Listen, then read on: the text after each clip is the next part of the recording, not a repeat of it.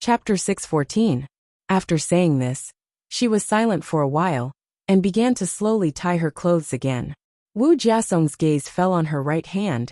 It had recovered. In fact, he only wore a robe. She did not have time to wear the rest of her clothes, and left them in Xiesheng's room. The only thing she needed to tie was the belt of the robe.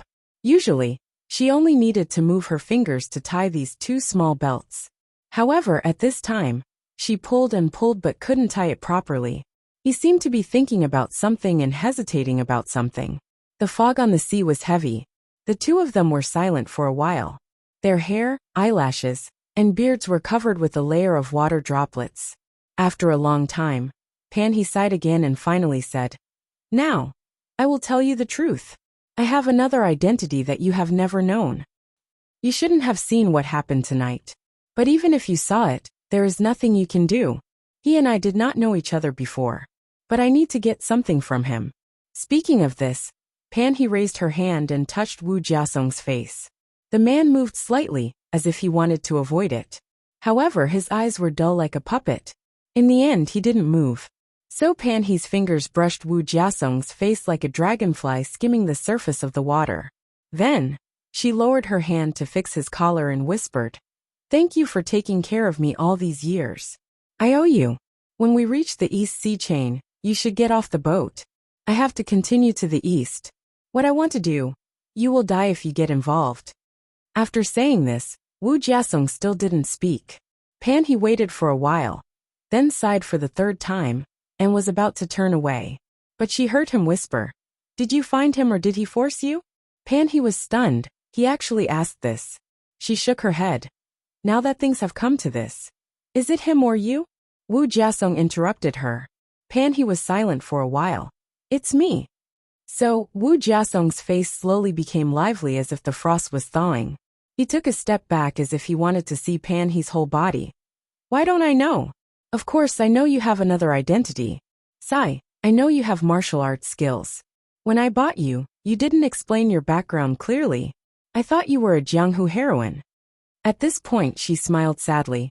"It's my fault for reading too many romance novels. I even thought of stories for you." He thought to himself, "Perhaps you're a hero who offended your enemies and wanted to live in seclusion. Then you came to me. Since I like this story, I never asked you. I just thought that I have a lot of friends. If you have a calamity, I can also resolve it for you." Ha! As he said this in a low voice, his brows slowly furrowed. "Why didn't I think about it? How could there be a heroine in a legendary novel?"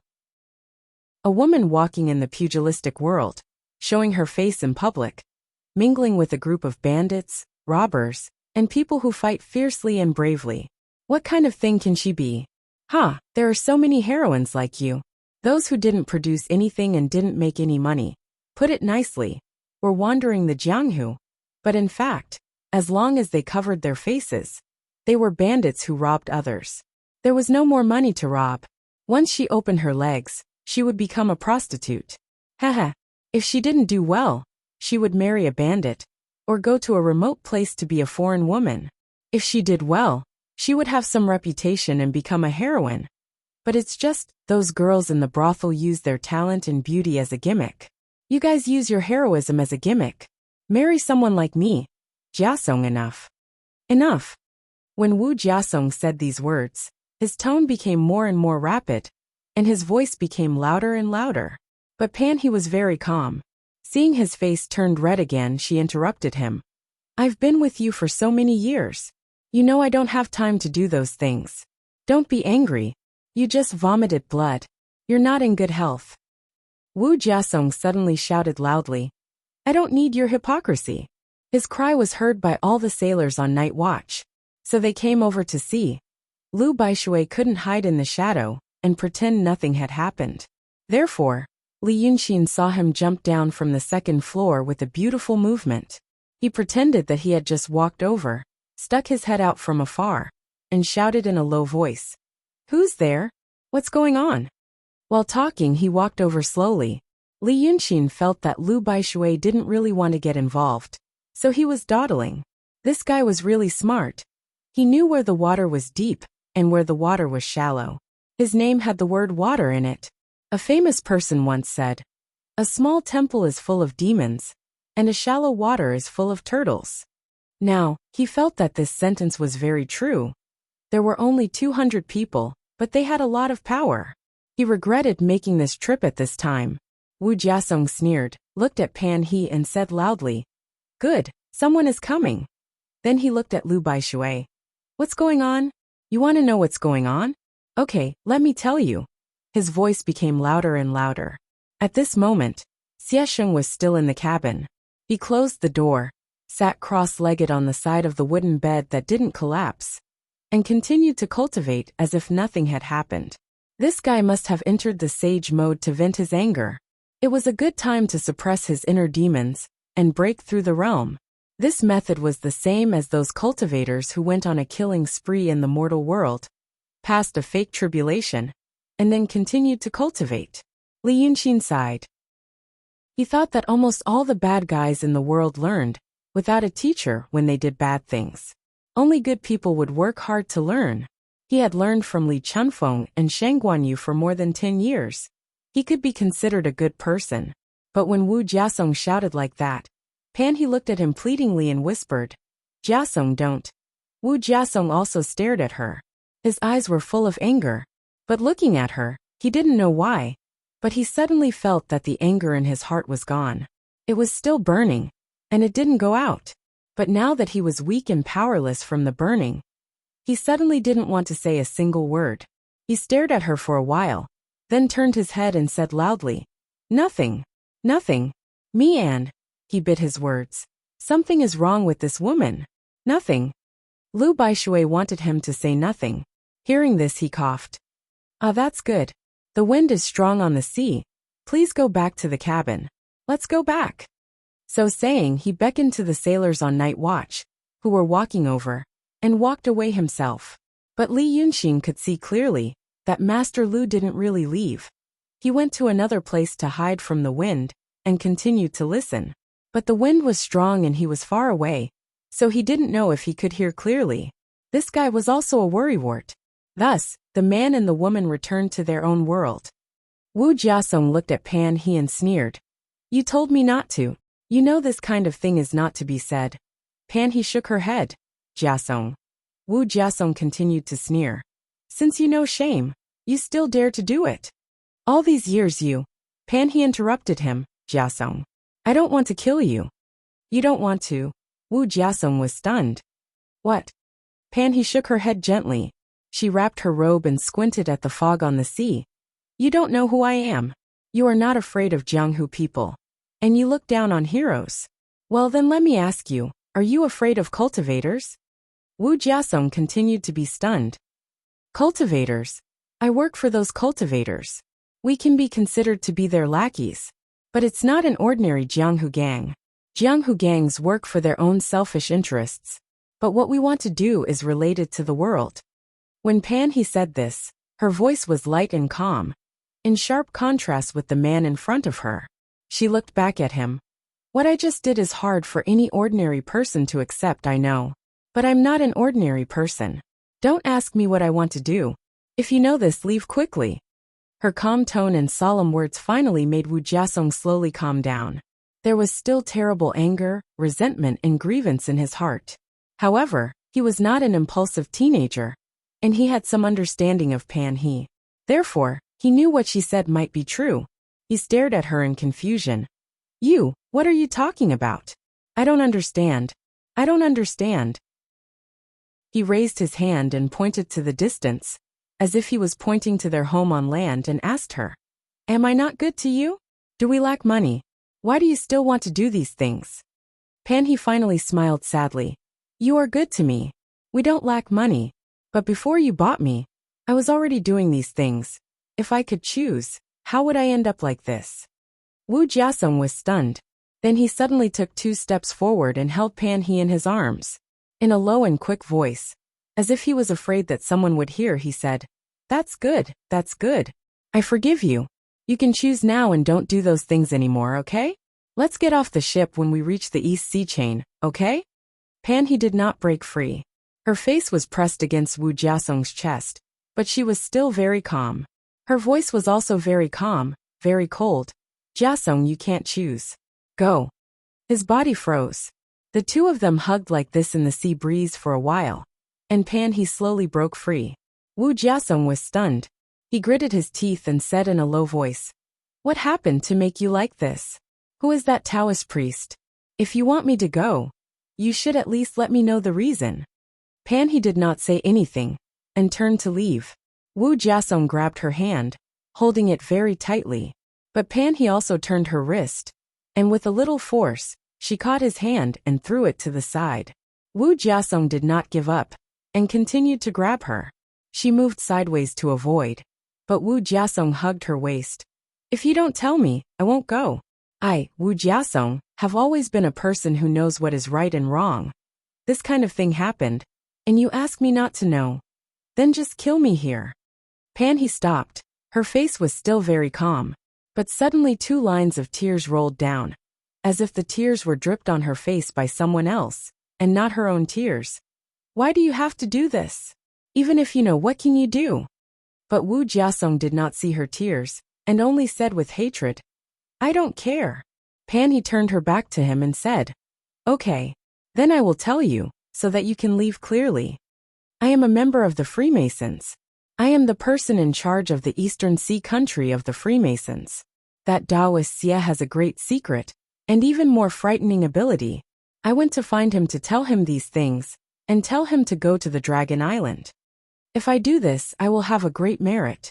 Maybe I can get promoted, and I won't have to do things like this anymore. If we go to the east, we will encounter all kinds of demons and cultivators. Every one of them is very powerful. I can only rely on Taoist Xie to protect me, save my life, and live to accomplish those things. He is a human after all, he has desires. Because of my body, he will casually pull me for a while. I know I am not smart, but I have a strong will. Right now my body can still be used. After a few more years, I will become old and weak, and I won't even be able to use this body. If I still stay in this position, I will die a terrible death sooner or later. I am grateful to you for taking care of me for so many years, and letting me live a good life. So I feel sorry for you, and want to ask you to leave. But you..." When she said this, tears rolled down her face more quickly. However, his hands, which were hanging by his sides, suddenly tightened. "But you, why do you have to ask? Why do you want me to kill you?" As soon as she said this, she suddenly slammed her palms backwards. How could Wu Jiasong expect her to kill him like this? When he heard He's words, the hands that were originally hugging her in a fit of pique slowly loosened, as if he couldn't bear to do it. Then he took the 2 palms solidly. With a bang, he was sent flying, and fell 2 or 3 steps away. He landed on the deck, and wanted to get up. But he only tilted his head to look at He, and then spat out a mouthful of blood and fainted. He stood there for a while, then raised her hand to wipe her face, and slowly turned around.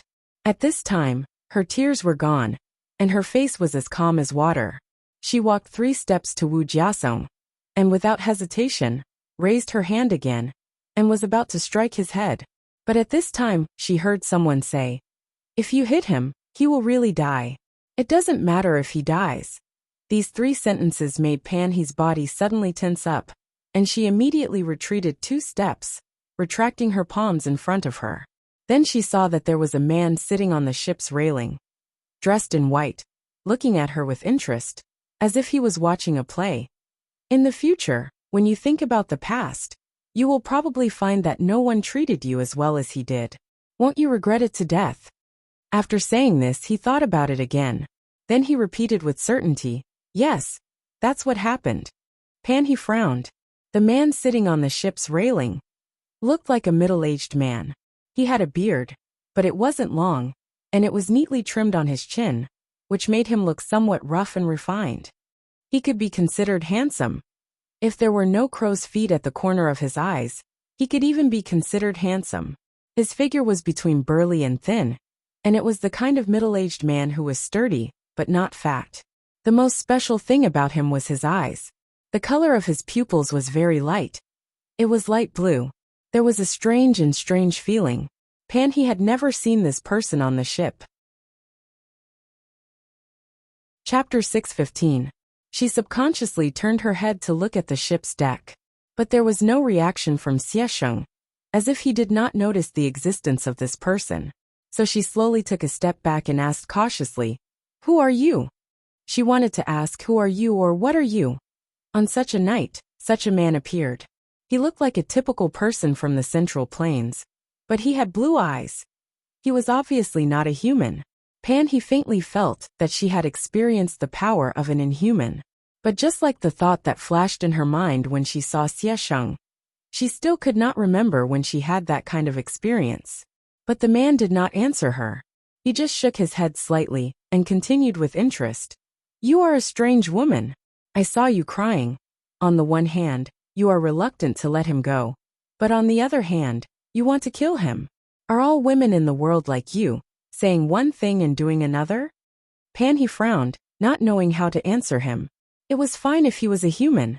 But if he was a demon, it was said that demons were eccentric. Like this man in front of her. He might be asking politely now, but he might show his fangs the next moment. And from his words, it seemed that he had been hurt by a woman and had a grudge against her. I had no choice. She thought about it again and again, but she could not find a way out, so she said in a low voice, "I will repay him by doing anything in my next life." "Next life? Humph."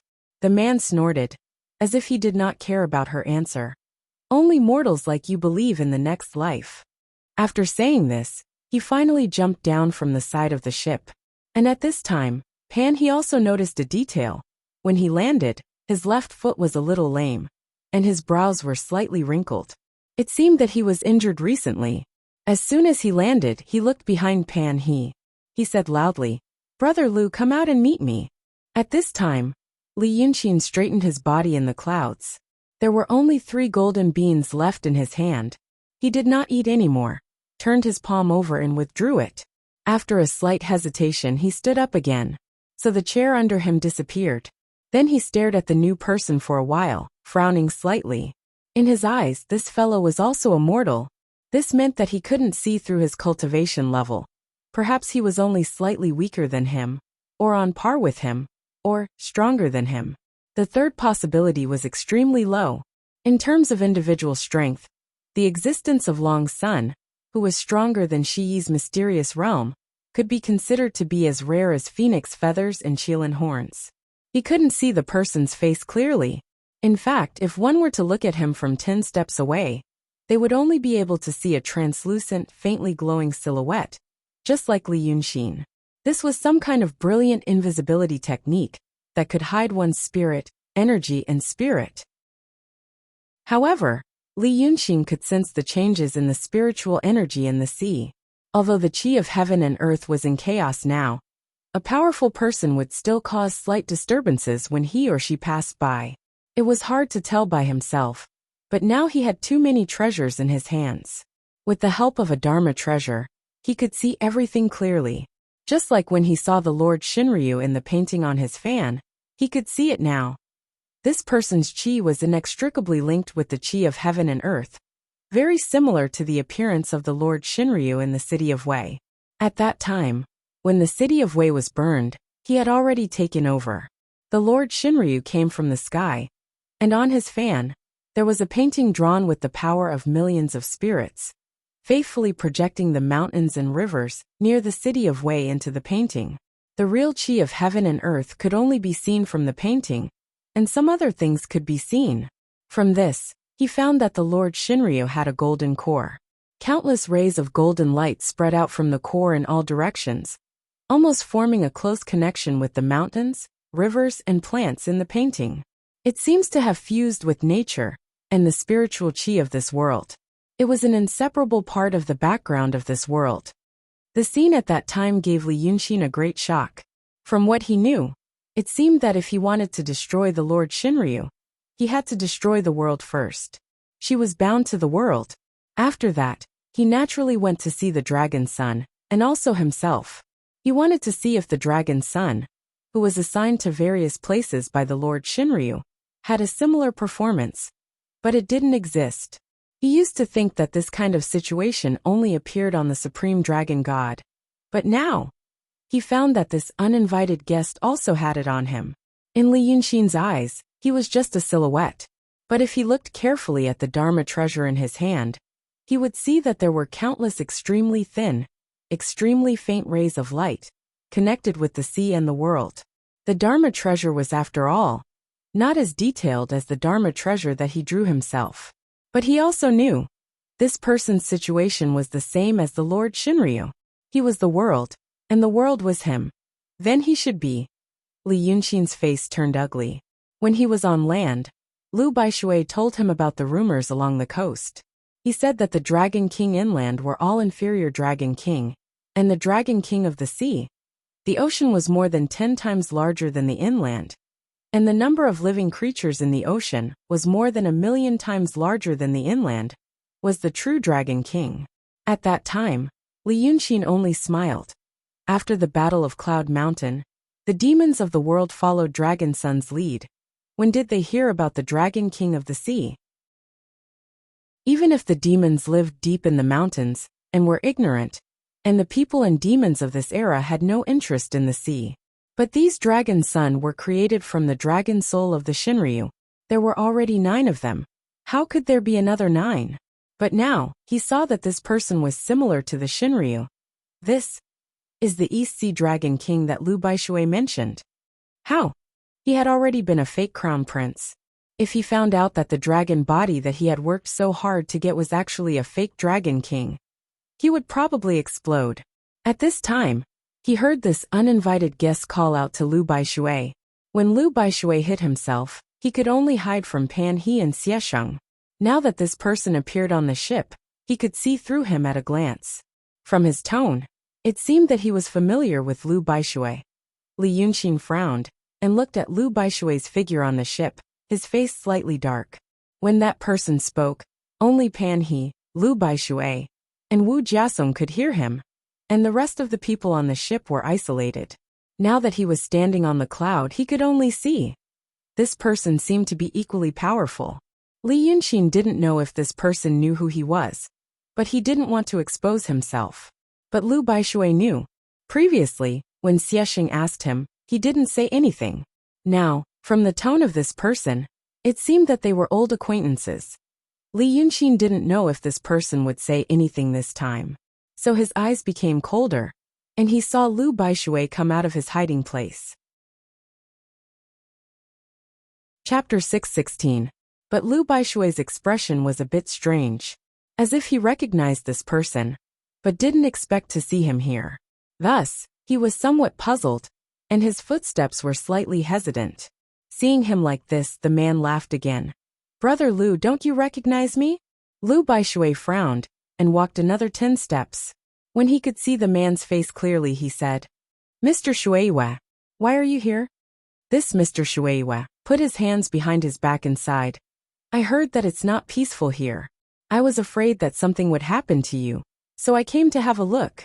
I didn't expect to see such a good show. Brother Lu, is there anyone on this ship that is giving you a hard time?" Lu Baishui walked forward a few steps and stopped. He didn't answer immediately. Instead, he looked at this Mr. Shuiwe for a while and said, "When we met, you said you were a hermit from Hun Siyi. Because your ancestors were tired of the conflicts on the land, they hid in the East Sea. But now," Mr. Shuiwe was silent for a while and looked around. "Brother Lu, when I became friends with you, I said that I didn't remember how long I had lived. You are a smart person. Don't you know that I am not a human but a god? Why are you asking me this again today?" He smiled. "It seems that I came to the right place. Is it because someone on this ship is threatening you and you don't dare to tell the truth?" Lu Baishui glanced at the deck. Mr. Shuiwe smiled and shook his head. "Brother Lu, do you want to say it's him? I don't think so. It's just a young Taoist. There are many of them on the land. Such a person wouldn't give you a hard time. I think it's someone else." Then he said loudly, "Friends on the ship, why don't you come out and greet me? My friends are here, but you also have friends on my ship." Hearing this, Lu Baishui was surprised. Then he frowned. "Mr. Shuiwe, are you working for the East Sea Dragon King?" This Mr. Shuiwe had known him for about 10 years, But the relationship between humans and gods was different from the relationship between mortals. In the past 10 years, they had only met 4 or 5 times. Each time was a long time for Lu Baishui. But for Mr. Shueiyue, it was like yesterday. Lu Baishui was indeed a smart person. How could he not know that Shueiyue was not a human? But when he was dealing with the demons on land, he already knew that if a demon disguised as a mortal and came into contact with humans, it was best not to expose him. If they understood each other, they could be friends. If he made it clear, most of the fiendish demons would find it boring, and some would even turn hostile. But now Shueiyue had said. And now, Shueyu suddenly appeared on the ship and said such words. Thinking back to the things he had done when the two of them were acquainted. Although he was a mortal, and did not know much about the inside story of Li Yunxin's trip, he gradually figured out the truth in his mind after hearing the words of goddess Punglai, who possessed Li Si in Whitewater Town, and seeing a lot on the boat. Only now did she realize that when Shueiyue Mr. said, "You also have friends at my place," perhaps she was referring to that Shang Guanyu. This inhuman friend of his was probably also a sea demon, working for the Dragon King of the Eastern Sea. But disregarding all other factors, just one thing. If the person Shueiyue Mr. was referring to was really the mother of his equally mysterious brother Li, Lu Baishui himself did not like this kind of method. Maybe because he had never enjoyed the love of a father and a mother, he didn't like it. Therefore, when he said this, Shueiyue's pair of light blue eyes slightly brightened. The smile on her face also gradually faded.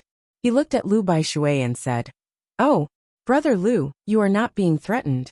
You made a new friend and forgot about me?" There was fog on the sea. After Shueiyue appeared, the fog became thicker.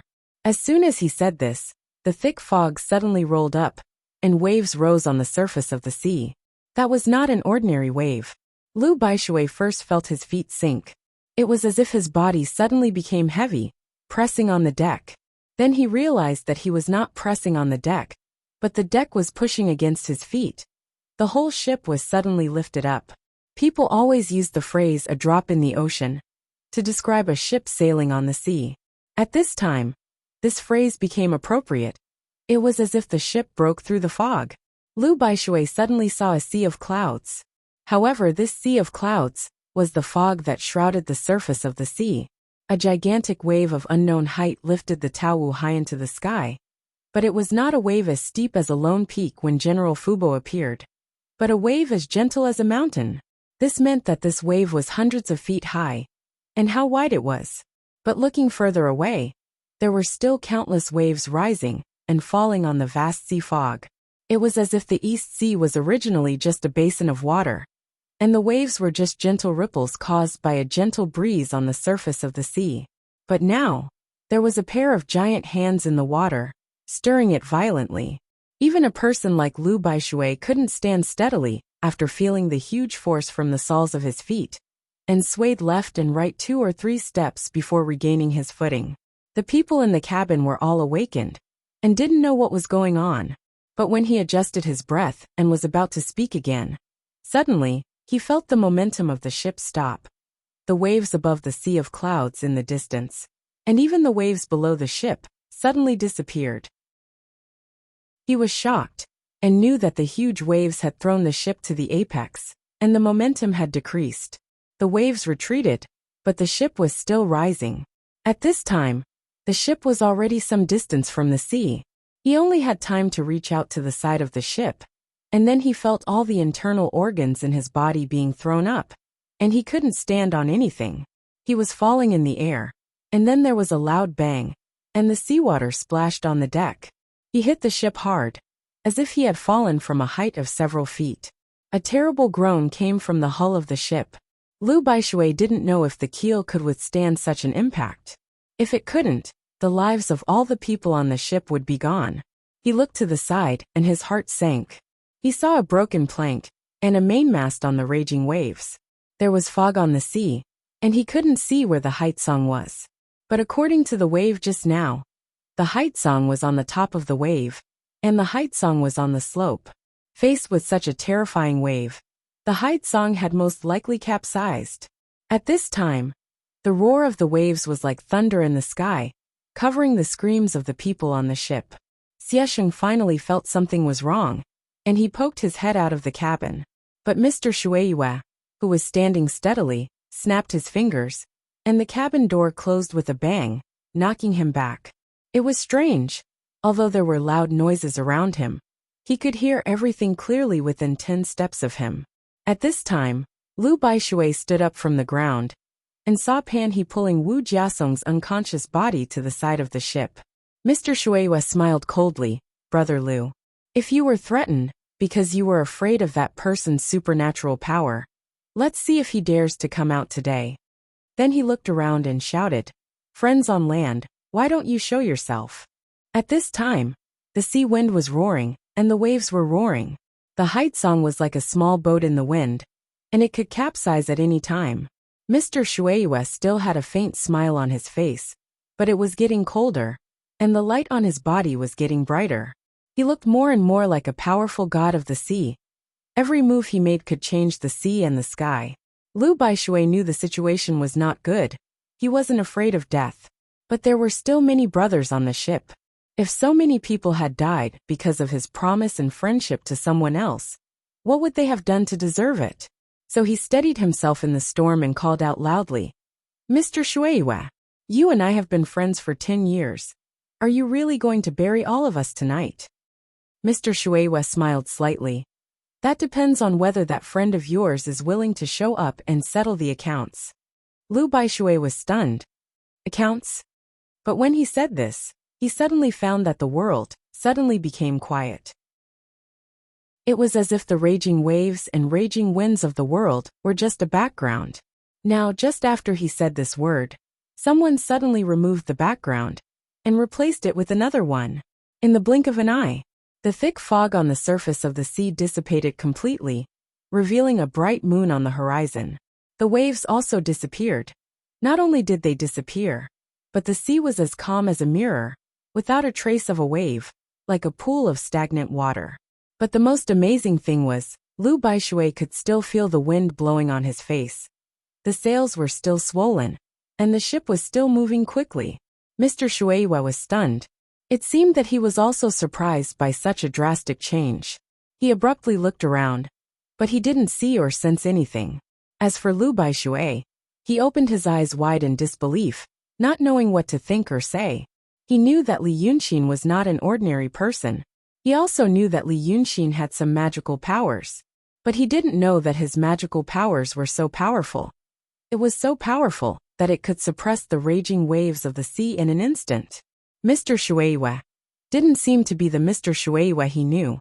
Li Yunxin was also not the Li Yunxin he knew. Then he heard a clear voice coming from the sky. Brother Lu, your Mr. Shueiyue is not working for the Dragon King of the East Sea. In my opinion, he is the Dragon King of the East Sea. Lu Baishui followed the voice and looked up. He saw that Li Yunxin had already reverted to her original handsome appearance. She stepped on the void and walked down from the sky. There was a hazy light on his body, just like the light on Mr. Shueiyue's body, which made him look like a dream, like a god. Chapter 617. Lu Baishui didn't know if it was an illusion, but with every step he took, he felt his body shake slightly. It was as if there was an invisible giant foot following his steps, stepping on the surface of the sea again and again, causing the raging waves to be unable to stir even half a bit. Lu Baishui realized this was a real fight between immortals, and it was not something he could participate in. With great shock, he slowly retreated to the side. He really didn't know what to say or do. 10 days ago he was drinking and having fun with him in the inn, but now he was like a god. Under such circumstances, if a mortal didn't immediately kneel down and worship him, it would be a miracle. Mr. Shueiyue didn't stop him. In fact, although this master of the sea still had a smile on his face, his eyebrows were already furrowed imperceptibly. The clear light on his body was jumping, like the internal energy of a martial arts master. If the divine power of a god could be calculated using internal energy, then in Lu Baishui's view, this Mr. Shueiyue seemed to have mobilized all the divine power in his body to fight against some kind of power. But he didn't seem to gain any advantage, and was even at a slight disadvantage. When Li Yunxin finally walked to the deck, the clear light on Mr. Shui's body had already become as bright as a flame. "You want to settle accounts with me?" Li Yunxin raised his hand and pressed down. It seemed to be a very casual movement, but also like he was brushing away something. "Tell me what accounts." There was a crisp cracking sound. Cracks appeared on the deck, and the center of those radial cracks was right under Mr. Shui's feet. He stopped smiling, and his expression became a little strange. But Lu Baishui couldn't tell what was strange. He only felt that his chest was stuffy. Before, when Mr. Shui was angry, he raised incredible waves on the surface of the sea, and the momentum was extremely terrifying. But now, those waves were calmed by Li Yunxin and became extremely quiet. And now this silence had reached a certain extreme. It was as if the entire sea was imprisoned and was getting tighter and tighter. The sea breeze stopped, and the surface of the sea was like a mirror. Now even the air was horribly stuffy. Even with Lu Baishui's cultivation, he had to use a bit of effort to open his mouth to breathe. What was even stranger was that in his ears, he began to hear the sound of his own blood flowing and his heartbeat. When he realized this, he was shocked. He realized that there was no sound at all, other than the sound of Li Yunxin and Shuiyu talking and the sound of the deck breaking. His voice was suppressed by some kind of power. What kind of terrifying and mystical power was this? Lu Baishui gasped. He started to think about the days he spent with Li Yunxin. What kind of person was he with? Mr. Shuiyu also seemed to be straining. But he was still much better than Lu Baishui. He took a step forward. There were ripples on the surface of the sea, and the air seemed to relax a little. But this step was like fanning the air in a closed room. After taking a breather for a while, he suppressed it again, and with a buzzing sound, the entire ship sank again. It was just that he had sunk, because he had been thrown onto the waves. Now that he was sinking, it was like loose soil being compacted. The surface of the sea was pressed down. As a result, even more fine cracks appeared under his feet, and his expression became increasingly strange. Even his voice changed, as if his entire body was suffocating in the water. "Your friend these days, he has swallowed the demon generals under my command, the whale sharks of the sea. It wasn't easy for him to attain the Tao, but he killed nearly 100 of them. Today he fought with me, but he was so stubborn. He even dared to hurt me. Now he has been captured and imprisoned by me. How do you want to settle this debt with the East Sea tribe?" His words were smooth, but his voice became more and more dull. By the last few words, his voice was so low that it was unclear. At this time, Lu Baishui realized why Mr. Shui's expression was strange. His face and his body seemed to be melting. His eyebrows, eyes, nose, and mouth slowly drooped. As he spoke, he walked towards Li Yunxin. But with every step he took, his body sank a little. When he finished speaking, he was like a melting sugar doll. Even his legs were bent. Li Yunxin only sneered. "So you are here to interrogate me? What a coincidence. I also have something to ask you." East Sea Dragon King. With every word Li Yunxin said, the person in front of him became more distorted and abstract. "Is Shang Guanyu with you?" The visitor's body suddenly froze. Although his face had already melted into a ball, one could still see the surprise on his face. "You." But he couldn't say anything more. His body finally couldn't bear the terrible pressure, and with a boom, he turned into countless flowing lights. Those flowing lights should have dissipated, but at the moment of disintegration, an iron chain suddenly appeared in Li Yunxin's palm. He swung it at the flowing lights and locked them all. Lu Baishui was shocked. "Brotherly." Li Yunxin didn't look at him. He turned his left hand again and took out a piece of magic paper. He wiped it on the iron chain. It seemed that all the light spots on the chain were wiped into the paper. Then he glanced at Lu Baishui and said lazily, "Brother Lu, are you worried?" "Don't worry. It's just the incarnation of the East Sea Dragon King." "Humph. It's just that he probably didn't expect that his incarnation wouldn't be able to leave after coming here. He must be beating his chest and stamping his feet in Mount Punglai, and is so angry that he wants to beat someone up." Saying this, he squinted at Lu Baishui. "Maybe he also hates you. I guess you can't be friends anymore." "Ah, He shook his head and sighed. What a fragile friendship. Lu Baishui was stunned. I didn't mean. Li Yunxin waved his hand and drawled. Well, Brother Lu, I am not a narrow-minded person. If you can't be friends with him, you can be friends with me. You and I are friends, tell me about it. How did you get to know this Mr. Shueiyue? What does he ask you to do? Lu Baishui was stunned. Only then did he realize that the sea had started to ripple again. The sound of the wind could be heard, and his breathing was no longer suppressed. But after hearing Li Yunxin's words, he felt more depressed. He looked at Li Yunxin for a while without fear, and then slowly stepped back. Brotherly, are you going to interrogate me? Li Yunxin laughed. Interrogate? Brother Lu, your friend from the East Sea sank the Haitsong. He almost fed you guys to the fish. But I turned the tide, and saved you guys. Now I am interrogating the person who wanted to kill you 2 ships. How can it be called an interrogation? Or Brother Lu has some secrets that you can't tell me? After saying this, the smile on Li Yunxin's face disappeared. He looked at Lu Baishui coldly for a while. But Lu Baishui heaved a sigh and looked at him seriously. I only knew he was Mr. Shueiyue. I didn't know. He was the Dragon King of the East Sea, and I didn't know Ling Xiai was with him. Oh, just like you were Lu Hao Baishui before. Li Yunxin sneered. Not the Sea King Lu Fei? Brother Li used to be a Jianghu hero, but then you became a cultivator. And then you became a godlike figure today. Lu Baishui sighed. Are we still going to bicker like this? Okay. No bickering. Then tell me, how many things are you hiding from me? Li Yunxin sneered. He waved his hand, and a table suddenly appeared in front of him. He spread the magic paper on the table, and a magic brush appeared in his hand. Now the sky is clear and the moon is bright. Brother Lu, take your time, and I will listen to you. Then I will finish this painting. It will be a wonderful thing. Lu Baishui's eyes subconsciously fell on the table in front of Li Yunxin. After seeing the miraculous scene just now, he was not too surprised to see Li Yunxin make a table out of thin air. But when he looked at the paper again, he couldn't help but be surprised. There was a painting on the paper. The painting was simple. It was the sea. It was drawn in a way that Lu Baishui had never seen before. It seemed to be just a few strokes with a brush dipped in color. But when Lu Baishui looked at it, he felt that the paper was full of raging waves. It was even more frightening than when the towel was thrown into the sky by a huge wave.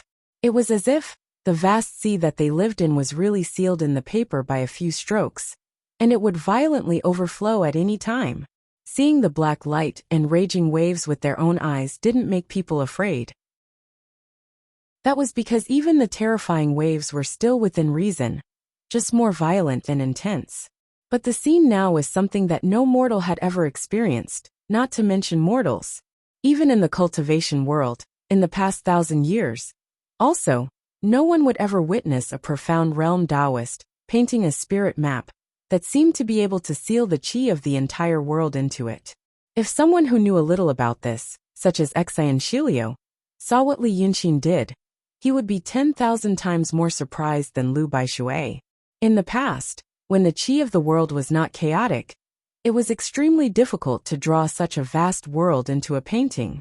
Even a profound painting Taoist in the mysterious realm might not be able to do it. Not to mention that the chi of the world had been messed up by Li Yunxin today. How could he do it? Of course, Lu Baishui didn't know any of this. But it didn't stop this hero of the sea who didn't show any fear, even when the 2 big monsters were fighting. He gasped and took 3 steps back before he could stabilize himself. It was just that he glanced at it. He felt as if an endless amount of seawater was pressing down on him. And he was at the bottom of the sea, thousands of meters, tens of thousands of meters deep. It was dark and gloomy, and he could be trapped there forever at any time, unable to escape. He gasped for breath. It was as if he had survived a disaster, just because of that glance. Seeing him like this, Li Yunxin smiled slightly. Humph. Brother Lu, it's rare for you to have a firm mind. It's lucky that mortals dare to look at my spiritual map, and don't think that they are stupid. Chapter 618. Lu Baishui stared blankly. He seemed to be scared out of his wits. He had never seen anything like this even though he had traveled all over the world. He couldn't care less about what Li Yunxin had said. He gasped and asked, "What is this?" While asking, he couldn't help but look at it. But as soon as he looked at the edge of the table, the palpitation overwhelmed him again, forcing him to look away. Li Yunxin didn't look at him. He was just writing. Every stroke of the brush was extremely fast. It was as if he was in the mood to paint an uninhibited freehand painting. But from the point of view of the people in this world, his paintings did not look very brilliant. A lot of colors and lines were piled together in a somewhat messy and disorderly manner. He was painting the spiritual painting, just like he did in the city of Wei. When he was in the city of Wei, he temporarily raised his cultivation to the profound realm with the power of millions of ghosts, and absorbed the earthly chi of the nearby mountains and rivers into his painting. Now that he was in the profound realm, he planned to try again. This kind of attempt was not a relaxing experience. For example, no matter how knowledgeable a person was, he wouldn't be willing to take a troublesome exam. There were two reasons why Li Yunxin was doing this. First, he found that the Dragon King of the East Sea seemed to have a close connection with this world. When one reached the profound realm in painting, he could also seal the spiritual chi of heaven and earth into his painting, forming a mysterious relationship with the real world. For example, there were waves in his painting now. Then, even if he was thousands of miles away, as long as he touched the spiritual chi in the painting, he could really raise earth-shaking waves on this vast ocean. Theoretically speaking, if one's cultivation in the art of painting was high enough, so high that it far surpassed the grand supreme realm, one could even make the entire ocean, the entire world, vanish without a trace with just one stroke on the painting. But in fact, this only existed in one's imagination. For example, in the world he came from, if a person or an object ran fast enough, they could see what they looked like when they were just running. But if they couldn't surpass the speed of light, this kind of theoretical possibility, based on the unified system, would never be possible. But even so, there were still many things that could be done. Over the past few days, Hai Tian and the Dragon King of the East Sea had a close relationship. Therefore, doing something to this vast ocean was equivalent to doing something to the Dragon King of the East Sea. This was easy to say, but difficult to do. Because if you really want to draw a person into a painting, you have to understand him very well. This understanding did not mean knowing his emotions, personality, and habits, but a deep understanding of his physiology. She knew how the spiritual aura in his body worked, and every minute detail of his body. Only by clarifying all of this, and then using the spiritual energy in his body as a primer, could he retain some kind of connection with him in the painting. This matter had to be explained clearly, and was extremely complicated. It could be considered a profound technique in the painting path, that was half taught verbally, and half understood through understanding. Li Yunxin had tasted the sweetness in the city of Wei, and now he wanted to try again. However, someone had delivered himself to the door. The Dragon King of the East Sea had sent a clone. As mentioned before, the technique of transforming the soul into the real body could be practiced when one entered the realm of true. But just like when one reached the age of 22-20, he could find a girlfriend or a boyfriend to register for marriage. Not everyone could get the method to practice it, but this one actually managed to practice it, which showed that he had some magical powers. Unfortunately, he met Li Yunxin. The clone of the Dragon King of the East Sea could take down the ninth young master, who was at the peak of the realm of true, but only injured his legs. Therefore, the cultivation of his original body might be even higher than that of Li Yunxin. However, at that time, Li Yunxin had already started to draw this Lingtu, and he was also a dragon, so he also had the ability to summon clouds and rain. With the two together, he was also a big demon of the mysterious realm. He easily killed the clone of the Dragon King of the East Sea, and did not let him gain any advantage. If the clone was killed by an ordinary cultivator or demon, it would not be a big deal for the Dragon King of the East Sea. His original body had a close connection with this vast ocean. In theory, as long as the chi between heaven and earth did not disappear, the cultivation of his original body could be restored very quickly. Perhaps this was the reason why no one could beat the Shinryu. If an ordinary person lost a mysterious realm clone, they would be seriously injured, and it would take a long time, a huge amount of Reiki, and the power of will to restore it. But this Dragon King of the East Sea was inseparable from heaven and earth. How abundant was the Reiki between heaven and earth! He was like a small water bottle under a large tank of water. Even if it was a little empty, it would quickly fill up.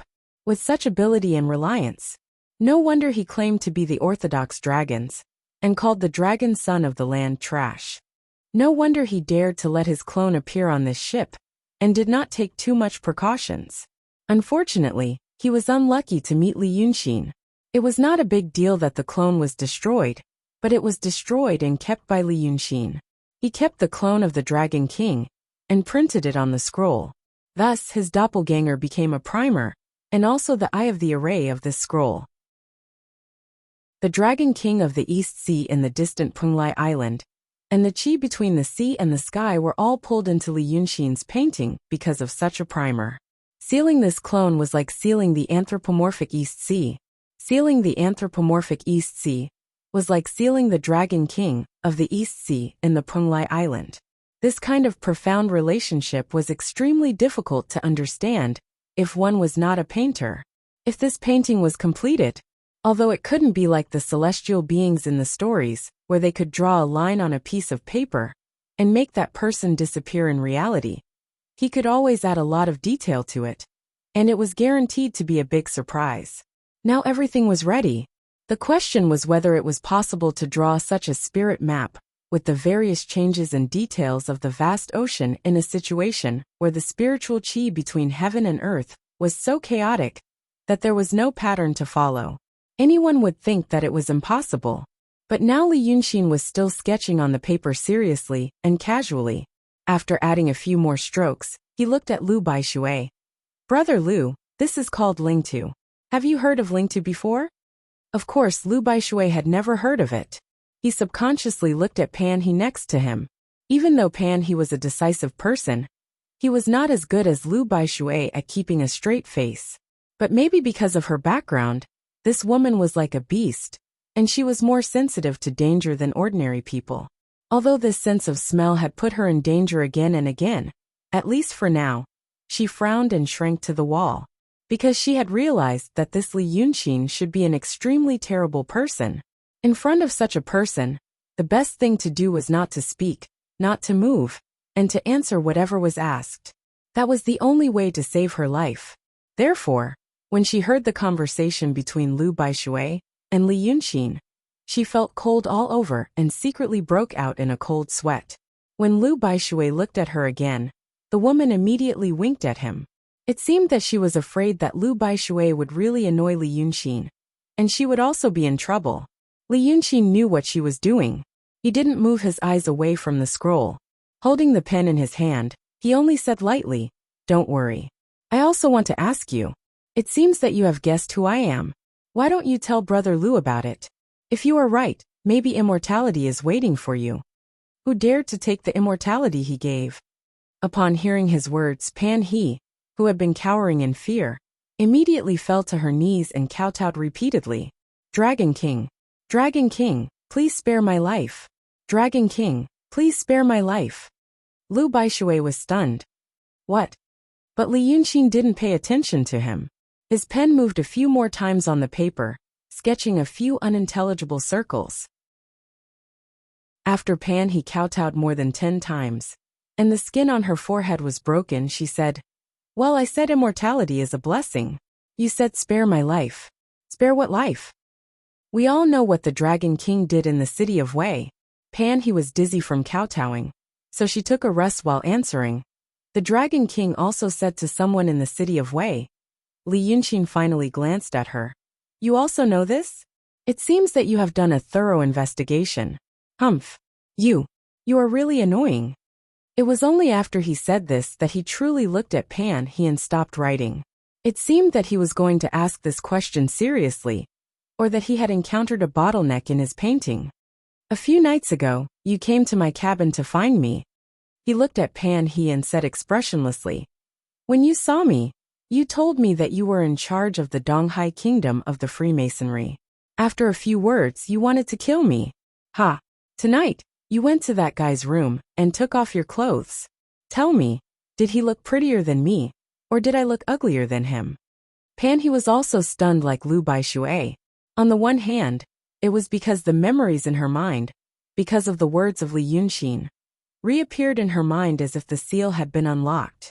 On the other hand, she didn't know what Li Yunxin meant by asking her this.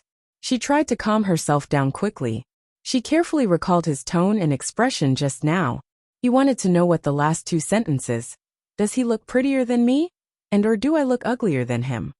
were referring to, and what was the deeper meaning behind them. But after a few seconds, she still couldn't figure it out. Instead, she felt even more confused and didn't know how to answer. Li Yunxin seemed to be angry. He glared at her. "Oh, so you don't want to hurt me now?" Hearing this, Pan He hurriedly kowtowed again. "Dragon King, please spare my life. Dragon King, please spare my life." She had heard about Li Yunxin before. Actually, it wasn't a secret in the Freemasonry. Although the Freemasonry was so big, there were more things to deal with and do besides Li Yunxin's business. But after all, for so many years, it was rare to use a large number of resources for a long time for a person. Later, Li Yunxin did a lot of great things in Yunshan. Even though she wasn't in a high position before, she still remembered the recent legendary figure in her heart. Based on the information she knew, the image of Wei River Dragon King Li Yunxin could be roughly described as moody, scheming, and decisive. She also knew that almost everywhere he went was turned into scorched earth, and very few people were spared. He was in the city of Wei. Several months later, the city of Wei was burned down. Later he went to Rong City. Soon, Rong City was also occupied by the rebel army. Then he went to Pit Mountain. The lair of a mysterious realm monster for many years was blown up in the middle. Then he went to Dongting, where he used to live. It was also poisoned by poisonous water. So far, there were few people within a radius of dozens of miles. Then he stayed in the wild forest for some days. Now it should be called the former wild forest. Finally, he went to Yunshan. Everyone knew what happened to Yunshan. This guy was shrouded in a terrible aura of destruction. Those who met him were all unlucky. Now Pan He was right under his nose, and they were on the same boat. She could almost predict the fate of this boat. Hearing two questions from such a person, how was she supposed to answer? At this time, Lu Baishui finally frowned. "You, Brother Liu, Dragon King?" Li Yunxin looked at him and grinned. "I'm not a human. I'm a monster. Not only a monster but also..."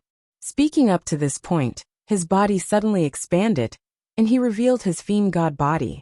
When he was still in the true realm, his godly devil body had slight changes because of the improvement of his realm.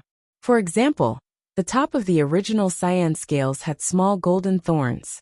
The pair of blood-red coral antlers also seemed to be formed from many overlapping sharp light swords. Now he was in the mysterious realm, and the changes of his godly devil body were also bigger. The golden light on the scales became brighter, and the light horns on his forehead became fewer and fewer, looking more and more like the two pairs of sharp blades on Shinryu's forehead. He retracted his godly devil body and said the last few words. "The monster among the monsters, the Dragon King of the land." "Brother Lu, now you know two Dragon Kings." Li Yunxin stared at him. "Which one is the king of Shinryu?" Lu Baishui's expression finally changed. He took 2 steps back, looked at Pan He, and then looked at Li Yunxin. You are." After saying these words with a blank face, he suddenly stood still and frowned.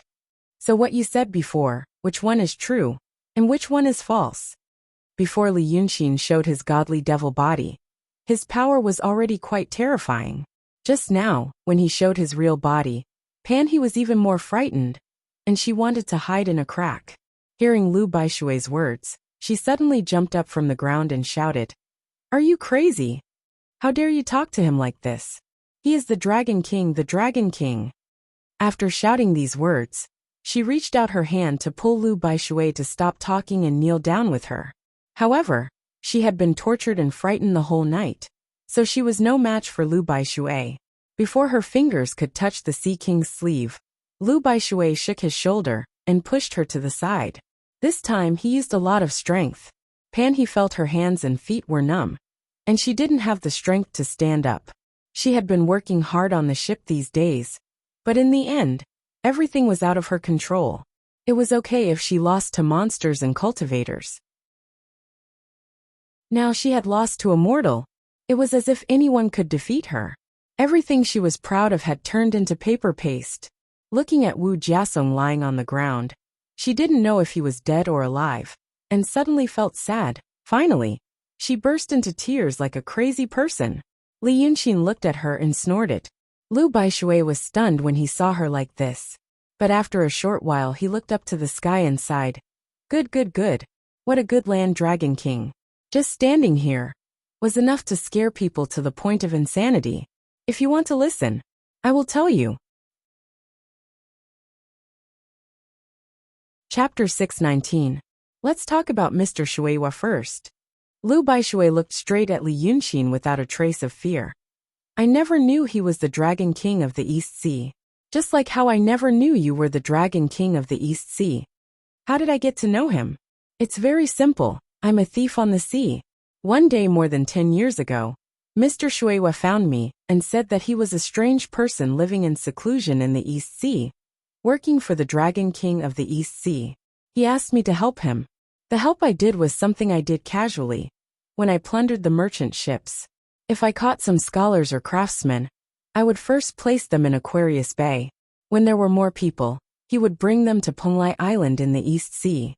He said that the Dragon King of the East Sea was going to build a palace and needed such talents.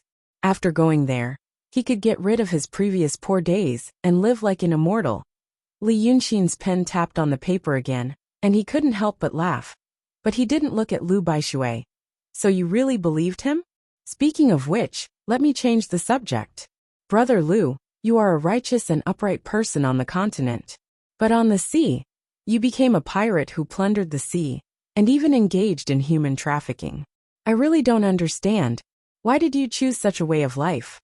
Li Yunxin's tone was flat, and it was hard to tell whether he was really puzzled or mocking. At this moment, Lu Baishui stood in front of him, looking a little embarrassed.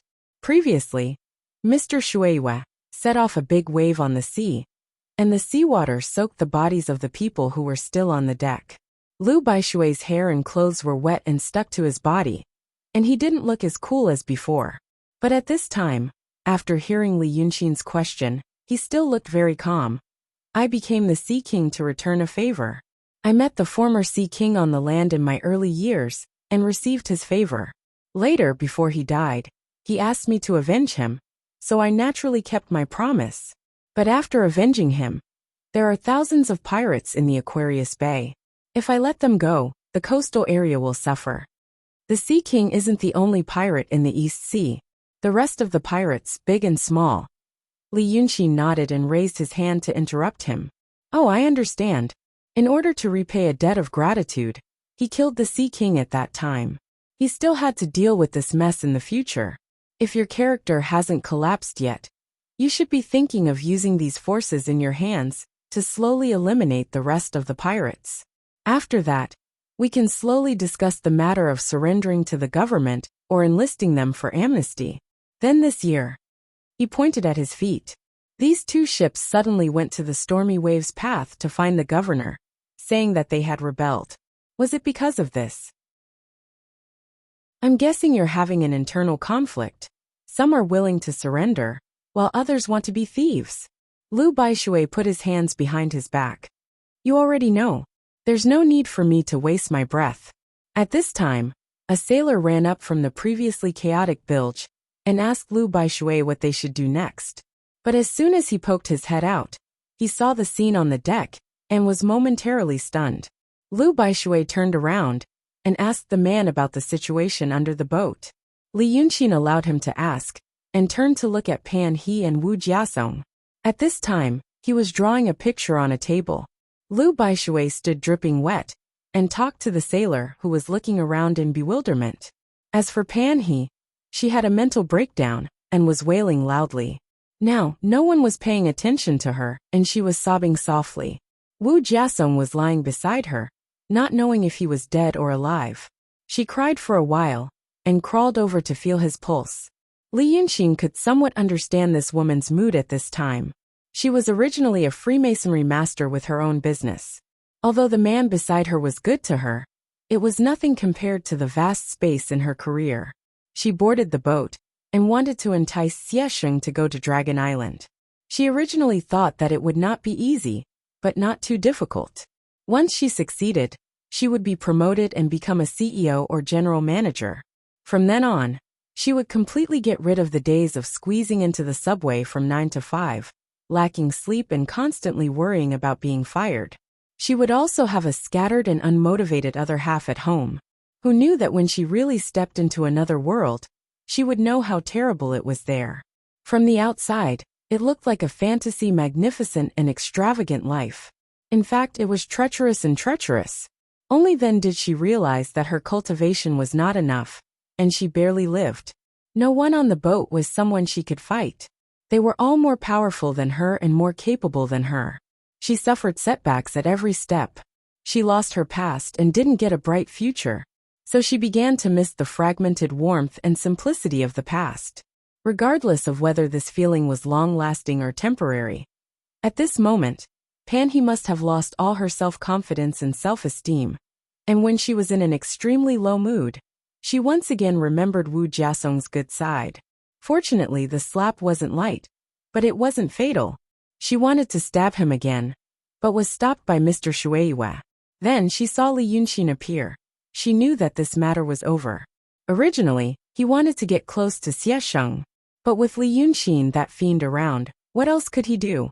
Li Yunxin looked at her shivering and miserable appearance in the cold wind and rain and laughed. It's a little too late to regret now. I guess your man has a skull fracture and brain hemorrhage. His liver was also ruptured by you. Oh, his intestines are like fried dough twists. Won't he shit out of his mouth later? Speaking to this point, he paused for a moment before continuing. Anyway, it's hard to save him with medicine. How about this? You tell me everything you know about the Freemasons' hideout and personnel system. I'll save his life. How about this? Panhe looked at him with tears in her eyes. She wanted to agree. But there was always a glimmer of hope in her heart, like a spark hidden in the embers. She felt that maybe by chance, there might be a chance to turn things around. She had lost too much, and was about to become a bankrupt gambler. Although stopping was a wise choice, there was also the terrifying temptation of turning things around. Just as she was hesitating, the cabin door on the second floor finally opened with a loud bang. When Mr. Shueyiwa was here, she used her supernatural power to seal the cabin door. Thus, Xiesheng was trapped inside, not knowing what had happened outside. At this time, since Mr. Shueyiwa's doppelganger had dispersed, the restriction had also loosened. But even so, it took a lot of effort to blast open the cabin door. He saw the scene in front of him. Xiesheng saw Li Yunxin first and immediately froze, speechless for a moment. Who would have thought that so many days had passed since they parted in Dingzhou, and now that they were on the sea, he would meet this person again? After being stunned for 2 breaths' time, he forcibly suppressed the fluctuating expression on his face. Standing at the cabin door, he cupped his hands together like a hoodlum. I didn't expect to meet you here again. Really? But Li Yunxin pointed a finger at him. Xiesheng's expression and movements immediately froze on his face. His body had completely left his control, turning into a clay statue. I'm very unhappy with you now. You can stand as punishment first. Li Yunxin glanced at him, his gaze once again landing on Panhe. You played with this guy for an entire night. In the end, after using a medicinal dregs to heal you, you still have to dig it out of your mouth. TSK. It really makes me sad to see this. Since you can't decide whether or not to save your man, then ask him himself. As he said this, he suddenly flicked his finger. At the tip of his finger, a golden pill flew into Wu Jiasong's mouth with a whoosh. Wu Jiasong was unconscious, his mouth tightly shut, so his teeth were all shattered. But what was surprising was that the moment the teeth shattered, not even the dregs splashed out. They grew back as if in a mirage. Not only the teeth, but the bruises and blood on his face that had been caused by the collision also healed. His skin was as smooth as a baby's. His entire person looked as soft as a 180-kilogram child. The man who had narrowly escaped death let out a spasmodic gasp and suddenly opened his eyes. Like he had just woken up from a dream. He was muddle-headed for a moment and couldn't figure out the situation. Li Yunxin pointed his finger at him and stopped him. Let's take things one by one. Brother Lu, now that you've finished explaining, can you continue? At this time, Lu Baishui had already given the sailor many instructions and sent him away. There were only these few people left on the deck. However, the relationship between these few people was extremely complicated, and they were constantly scheming against each other. It was even more lively than the 100 or so people in the cabin. He looked at Xiesheng, Wu Jiasong and Pan He. Then he looked at Li Yunxin. You can already guess what I want to say. As for you saying that I am a human trafficker, before I kidnapped people, I asked them all. Those who had good family backgrounds, wives and parents to support, I let them go when I could. Most of the people I took away were exiled and had a poor life. Maybe there were times when I made mistakes, but I was originally a pirate. I tried my best. As for Mr. Shueiyue, Lu Baishui looked at Li Yunxin. According to my understanding of him, he is a man of his word. Even if he is a demon, he is not a demon that eats people. Li Yunxin stopped writing and listened to him. After a while he looked up at him. That's it. Lu Baishui sighed. That's it. Ha! You are saying good things about him in front of me. Brother Lu, you are really brave. I am just telling the truth. If you are angry because of this, you can kill me to vent your anger. But my brothers on the ship don't know. I have already told them. If I die, I will still send you to Aquarius Bay. Brother Li, you can rest assured. Li Yunxin clicked his tongue and shook his head. Brother Lu, you are the first one to make me angry and live until now. Do you know why I am so tolerant of you? Lu Baishui did not speak. Li Yunxin picked up her brush and thought for a while. She said softly, there are different kinds of people. The first kind are good people. Good people are naturally good people. Honest, friendly, amiable, decent, and moral. But these kinds of people are too few. His eyes returned to the paper. There were some shapes on the paper. It was not a drawing method known to this world. Big and small whirlpools and circles densely covered the sea and sky. At first glance, it made people feel strange and frightened, as if the whole world was made up of these flowing circles and lines. And if they were not careful, they would be sucked in. Chapter 620. Lu Baishui frowned suspiciously. He didn't know why Li Yunxin suddenly talked about good people. He wasn't young and naive. In fact, because of his special background, he knew that there were almost no good people in this world. Almost everyone did things for the sake of profit. Even those who preach about benevolence, righteousness, and morality, and seem to practice what they preach might not have the opportunity to do evil. So he gave up thinking about what was good and bad, and just did things. He was like this. His brother Li didn't hesitate to kill people, and he was a demon. Did he really believe in good and bad? He was confused and couldn't understand. Just like how Pan he couldn't understand. What was the deeper meaning behind? He is prettier than me, and I am uglier than him. He heard Li Yunxin say, the second type are ordinary people. Ordinary people and good people don't look very different. But ordinary people will do evil when they have the chance. But if they don't have the chance, they won't create the chance to do evil. There are many of these people in the mortal world. But in the cultivation world, in the demon world, and even among the mortals I have met, they are rare. He added a few more strokes on the scroll, and glanced at Pan He. The third type are bad people. For example, this woman. She's like ordinary people usually, but the difference is that ordinary people have the chance to do evil. And they know their limits.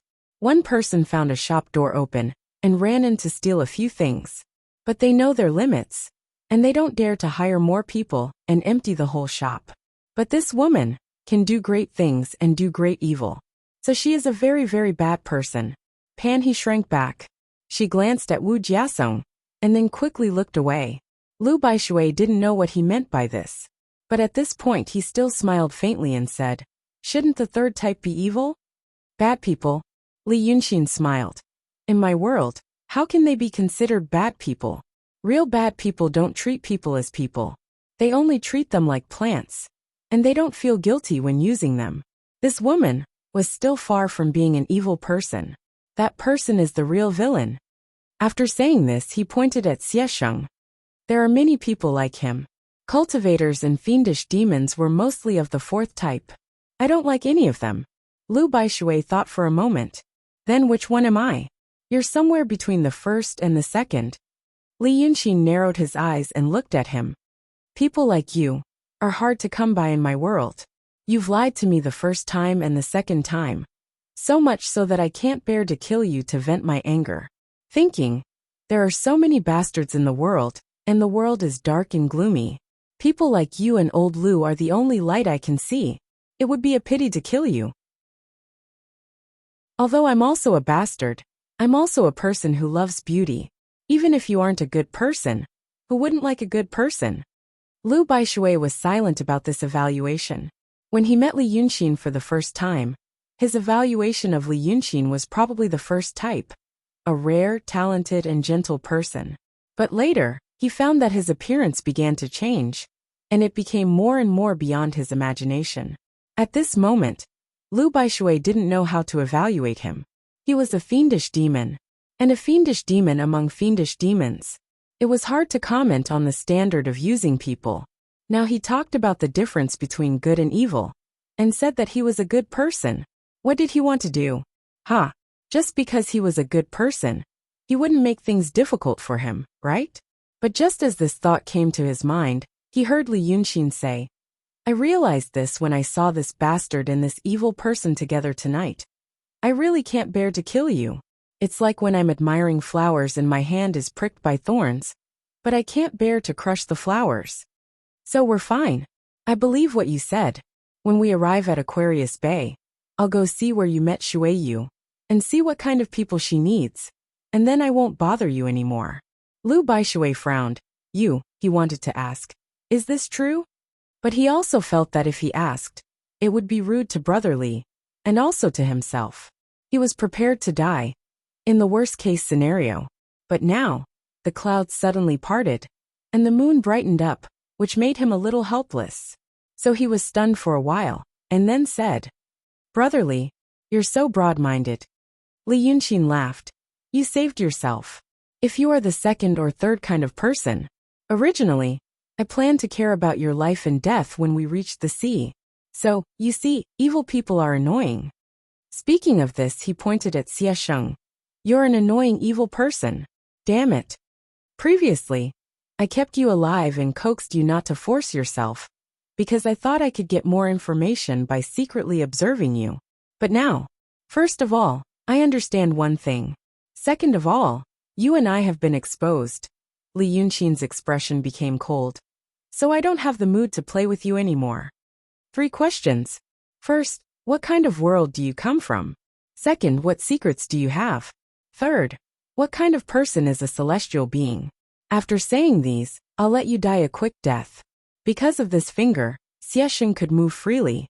But now that he had some cultivation, he knew better than Lu Baishui how strong this person in front of him was. Not to mention anything else, just the pill he used to save that man just now. Compared to the pill he used to treat Pan He's injuries and dug out of her mouth, it was like the world's top delicacy was rotten food in the mud. This thing, he used it to save a mortal. Xiesheng slowly moved his body, aware of a strong sense of crisis. He calmed himself down and let out a sigh. You really are not one of us. So who are you? He had reason to believe that one of us was protecting him. Maybe he would have to wait for the real crisis to appear. Or maybe he would need time to come. So he wanted to delay as much time as possible. After the enemy succeeded, it was usually effective to induce him to reveal his identity and purpose. It was not unreasonable for villains to like to talk a lot. Ordinary people would like to show off when they bought a new affordable product. Not to mention a victory that was a matter of life and death. Li Yunxin said softly. Me? I was once mistaken for you by your people. I suffered for you, and also enjoyed a blessing for you. But in the end, I found you before your people. If you are still asking me questions after the count of 3, you will die miserably. Now let me say it." When he said these words, he did not avoid the 3 people on the deck, and his hands did not stop.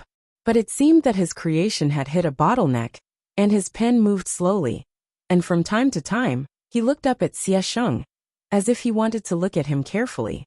If Xie Sheng knew painting, he should be terrified now. Because Li Yunxin was carefully observing the flow of his qi, his appearance, and his form. Xie Sheng was shocked. If what Li Yunxin said was true, it meant that he might really fall into this guy's hands now, and the help he thought before was gone. He wanted to save himself. Between momentum and power, he barely had the former. Realizing this, he no longer maintained a cautious and humble attitude, and also laid his cards on the table. "I see. Good. So from the time you met me, I have always been in your plan. So the little monster protection you said before was also misled by you?" Xie Sheng said as he looked at Li Yunxin's expression. The latter did not hide his pride or affirmation, so Xie Sheng immediately got the answer. He smiled and shook his head, pacing 2 steps. "Since you can ask me where I come from, then you are not from our world. But you should know a little about us. I will tell you one thing. My world is far more powerful than you can imagine. You people are trapped on the ground and the sea, and you feel free to fly in the sky. But in my world, we travel the universe and break the void. You should have a general idea of what I said. You can threaten me, but if I die, someone else will come," Xie Sheng said calmly. "I advise you not to be my enemy." Li Yunxin thought for a moment. This reaction made Xie Sheng feel a little relieved. So he wanted to change his tone and say something else. To give this person a way out, temporarily get over this disaster. And then, but he saw Li Yunxin smile. "Travel the universe and break the void. You want to say you can travel the universe?" Xie Sheng was stunned. Lu Baishui and Pan He were also stunned. But the 2 of them did not know what travel the universe meant. And Xie Sheng was confused because, how could he say these words? If he knew these words, why did he ask where he came from? "If what you said is true, it is indeed more powerful than my world. But you didn't answer my question. You have one last chance to answer my 3 questions honestly. Now I will say 2. Xie Sheng frowned in surprise. "Are you crazy? Since you are not from here, you should know that this place can be destroyed at any time. What I know is the only way to save you. How dare you threaten me now?" "Destroyed at any time?" Li Yunxin tilted his head and thought for a moment. "Fresh, do you mean at any time? Or a few thousand years later? At most 100,000 years?" Xie Sheng stared at him. "Oh, maybe we don't have the same definition of the word at any time. At least a few thousand years. That's enough for me to live freely." Li Yunxin thought for a moment. "So now you still want to hide it from me?" "I will say 3. Xie Sheng was even more surprised. "You, even if it's 1,000 years, are you willing to stay here? It's not like you haven't seen the outside world. Can you endure here?" Li Yunxin sighed and interrupted him. "Why not? For me, my life in this world, at least for now, is the real life, my friend." As he said, he put down his pen, took out a scroll from his sleeve, and unfolded it on the table. Chapter 621. The 3 mortals didn't dare to look at the painting on the table. However, Xie Sheng could look at it. It was a long scroll. On it, there were some childish images drawn on it, and there were also names marked on top of their heads.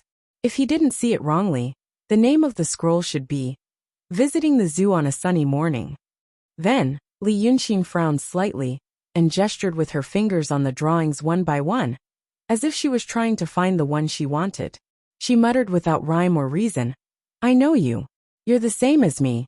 You have a different background, so you naturally have a sense of superiority. You should be the center of your life. In your eyes, you are the main character of this world. Of course, what's worse is that this is the truth. You hid in the mountains for so many years, and every misfortune turned into a blessing. Even now you are still growing. You are so talented, and you reached the emptiness realm in just 10 days. Ha! I still have many plans for the future. Even now, I am still thinking about what to do and what to do next. It's hard to feel hopeless, and I don't believe what will happen to me. At this point, Li Yunxin's finger stopped on the painting and pointed. Found it. Mermaid sex. Good, good, good. That's it. Then, he raised his head and looked at Xie Sheng, whose brows were tightly furrowed, as if he was still trying to guess what Li Yunxin wanted to do, and what tricks she was going to use to deal with him. Now I will say 3. He knocked on the scroll with his finger. A gust of demonic wind suddenly rose from the table. A huge body quickly formed in the demonic wind. It looked like a 3-meter-tall strong man. Its upper body was that of a human, and its lower body was that of a fish. However, it only looked like it. Its face was ferocious and dirty, as if its skin had been peeled off and was covered with slimy mucus. Its body was also covered with mucus, but there was also something else that seemed out of place: barnacles. Barnacles were recognized by people who lived by the sea. Small, sharp-edged things that were thickly spread over the rocks and under the bottom of the ship. If someone accidentally brushed against the rocks covered with barnacles, their skin would be torn open. Now the body and tail of the segmented mermaid were covered in this stuff. They were densely packed like the scales of dragons. However, the scariest part was where the human body and the fish tail met. There was actually a long, protruding crevice in what looked like a person's crotch. As soon as the beast appeared, Li Yunxin drew a circle in the air and restrained it. It rolled and howled in the circle, as if it was suffering great torture.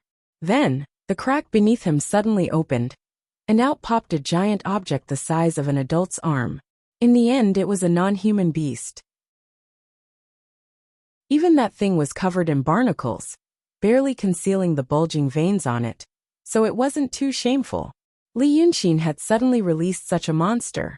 For a moment, no one knew what he was going to do. With a flick of his finger, another golden core shot into the strange beast's mouth. Instantly, a deafening shriek numbed everyone's eardrums. The monster's body expanded even more after receiving the elixir's power. With bright light shooting out from its eyes, it stared at Pan He on the deck and stuck out its stinky red tongue, wanting to grab her in its arms and squeeze her dry. Pan He had been ravaged by Xie Sheng before, and the scene was still vivid in her mind. Now, seeing the thing on the strange beast that was as thick as her thigh, she was so frightened that she even forgot to cry. However, Li Yunxin only snorted coldly. He waved his hand. The invisible barrier that was trapping the strange beast suddenly expanded, trapping Xie Sheng within it. Even though Xie Sheng didn't know what Li Yunxin was going to do, he knew that this horrifying strange beast wasn't a good one. Golden light flashed in his hand, and 12 light swords appeared around him. While flying to the side, he shouted at Li Yunxin, "What are you doing? You dare to kill me? You're seeking death, idiot." However, the merman wasn't interested in Xie Sheng at this moment. His horrifying face was pressed against the seal. His thick and hideous arms were about to tear the seal apart as he pounced on Pan He. One of the fish's tails was flapping loudly, and the giant creature was also swaying wildly behind the restrictive spell. It was so frightening that one felt like their liver was going to explode. Li Yunxin ignored it. Instead, he looked at Lu Baishui, who was dumbfounded. "Brother Lu, this thing is called a merman. It's said to be a strange beast that lives in the sea. Have you seen it before?" How could Lu Baishui say anything? He just shook his head subconsciously. Li Yunxin picked up the brush again and waved his finger at Wu Jiasong, making him tilt his head so that he could see Xie Sheng. While continuing to draw, he said, "It's said that this thing is lascivious." Lascivious? Of course, it wants to lascivious the opposite sex first. But if there is no opposite sex, it's okay for a man to do it. Because this thing doesn't eat seafood and needs to collect yang and yin essence to live. If it yells at me rudely like this, it will notice it soon. At that time. Ha ha ha. Hearing this, Xie Sheng's hatred was about to burst. He raised his voice and yelled at Li Yunxin, "Idiot! Do you know what it means if you kill me? No one will know in 1,000 years."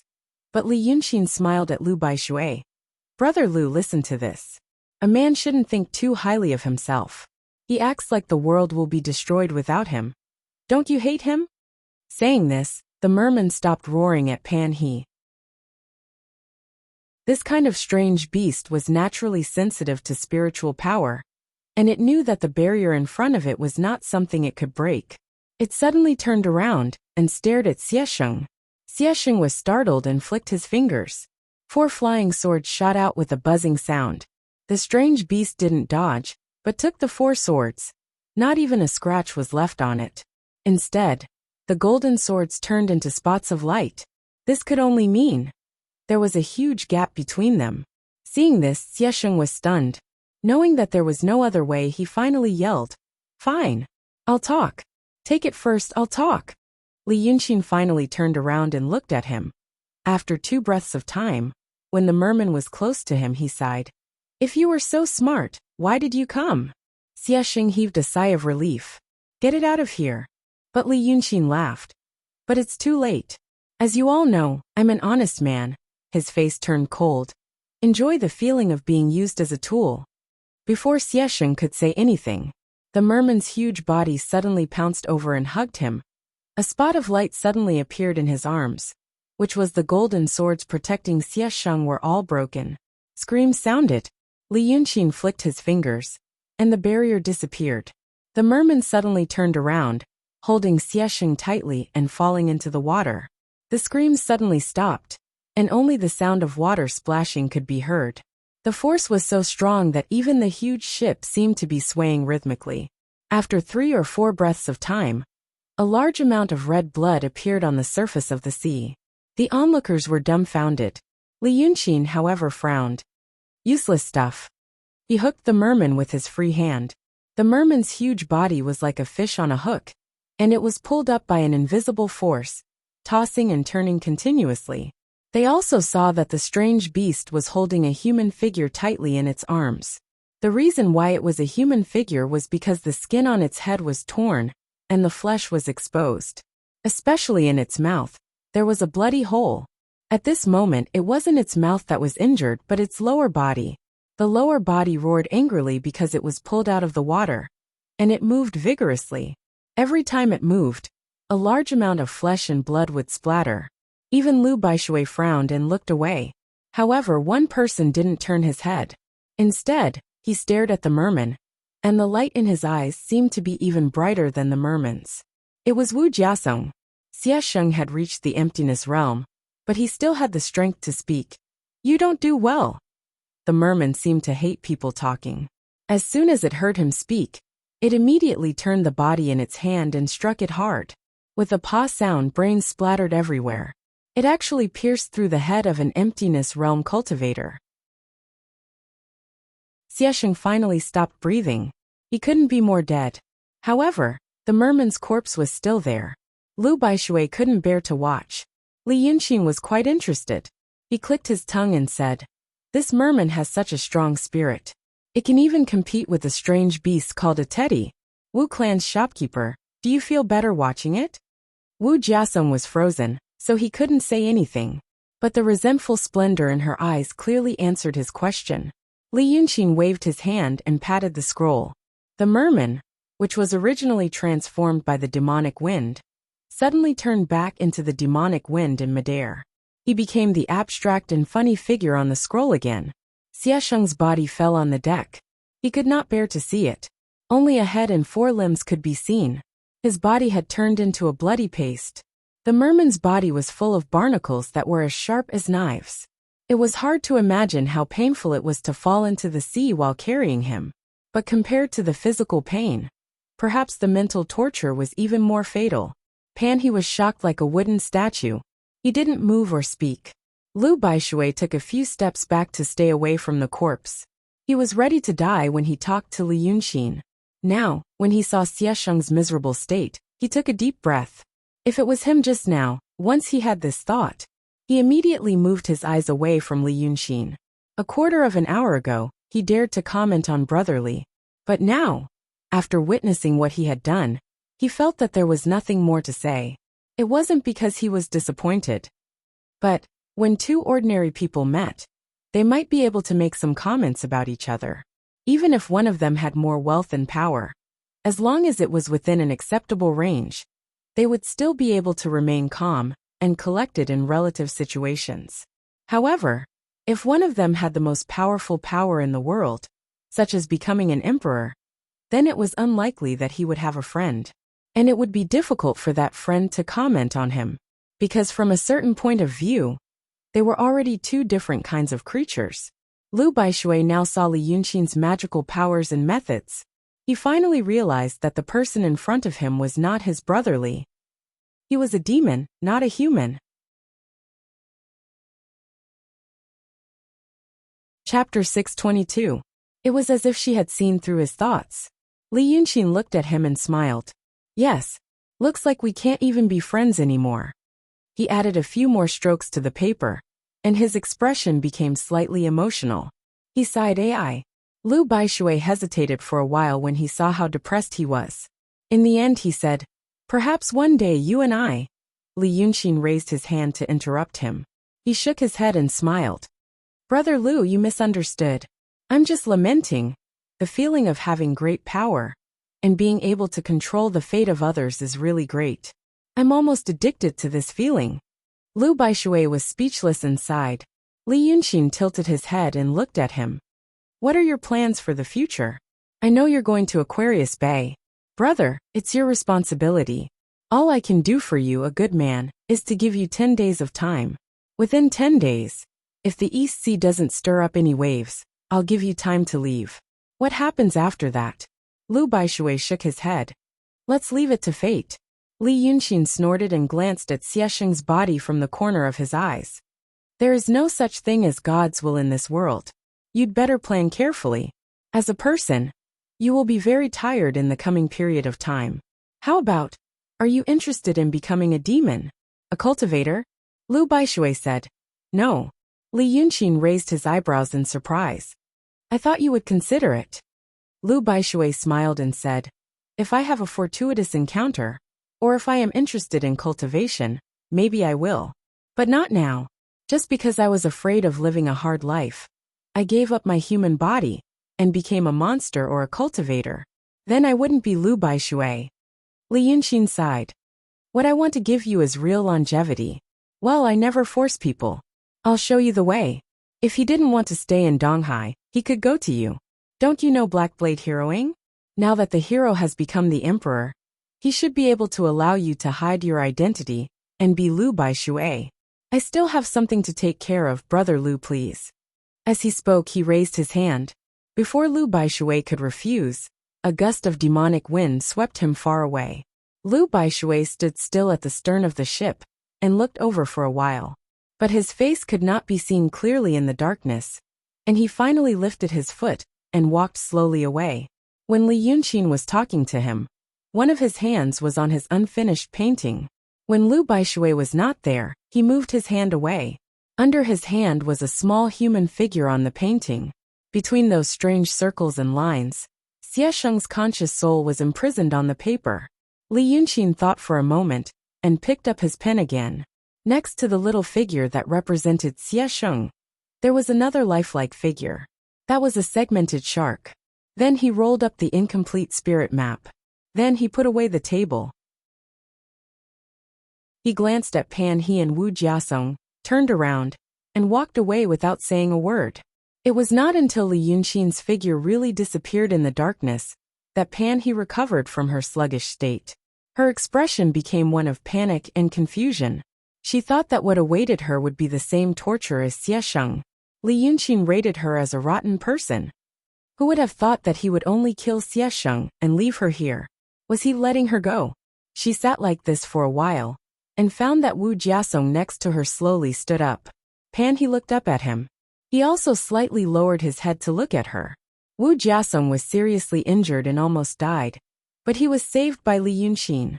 Now the power of the Jindan almost made him reborn.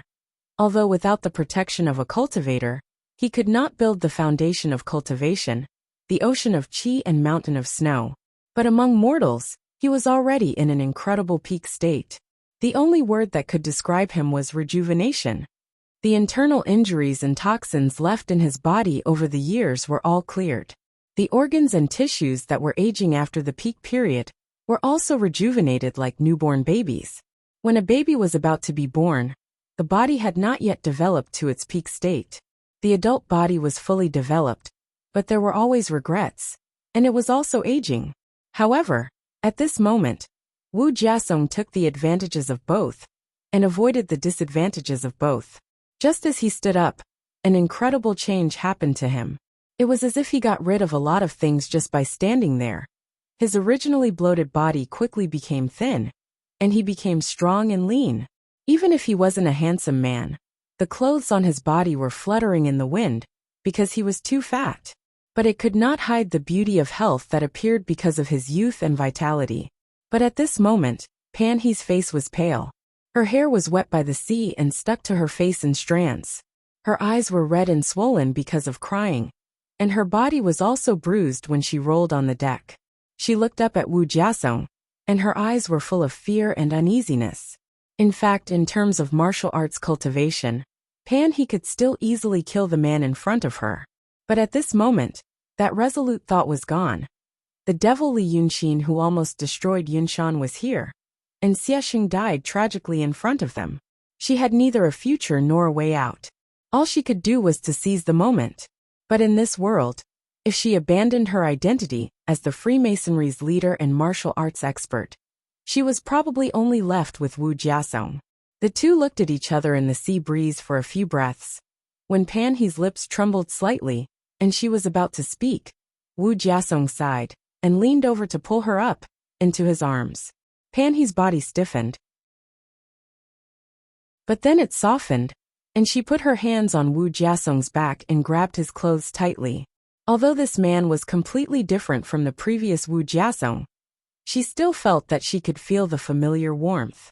After such a terrible night and such a terrible disappointment, in this cold wind and rain, she finally felt the uneasy warmth.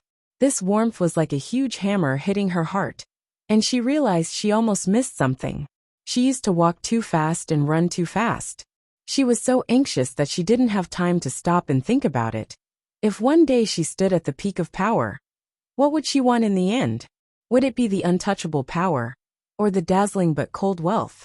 Neither of these could bring her warmth and comfort in this cold wind and rain. Pan He started to cry again. Wu Jiasong sighed again and patted her back gently, squeezing out some indistinct words from her throat.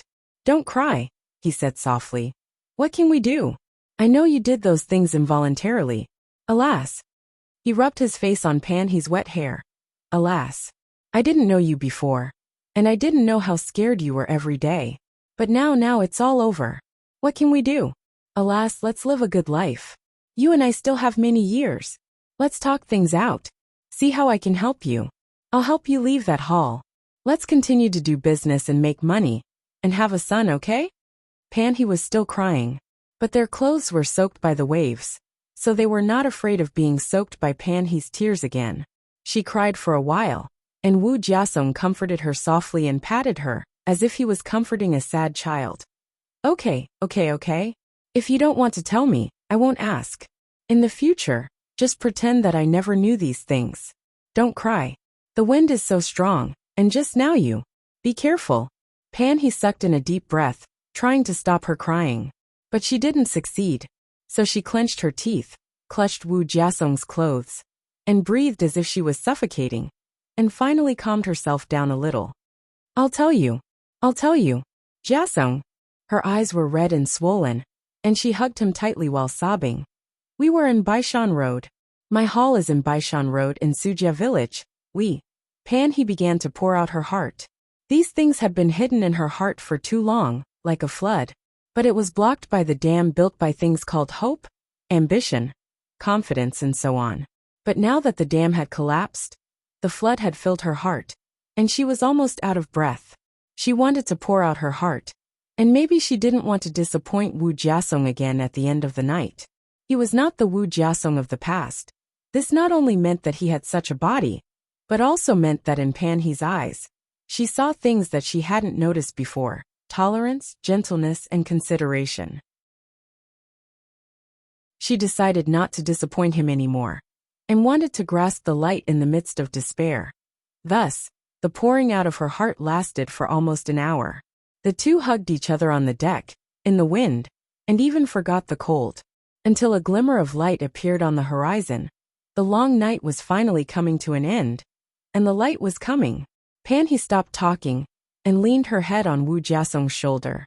She said everything. The things that woke her up from nightmares and many nights. She had never felt so relaxed and transparent. She had no secrets in her heart, so she had enough space to embrace the world and the man in her arms. The two hugged each other in silence for a while, and their clothes were dry. He saw a warm light on the horizon. She knew it was the morning sun. She finally felt a little happy because of the light. So she rubbed her face on Wu Jiasong's shoulder again. Jiasong, do you know? Now I understand better. I'm not suitable for those things.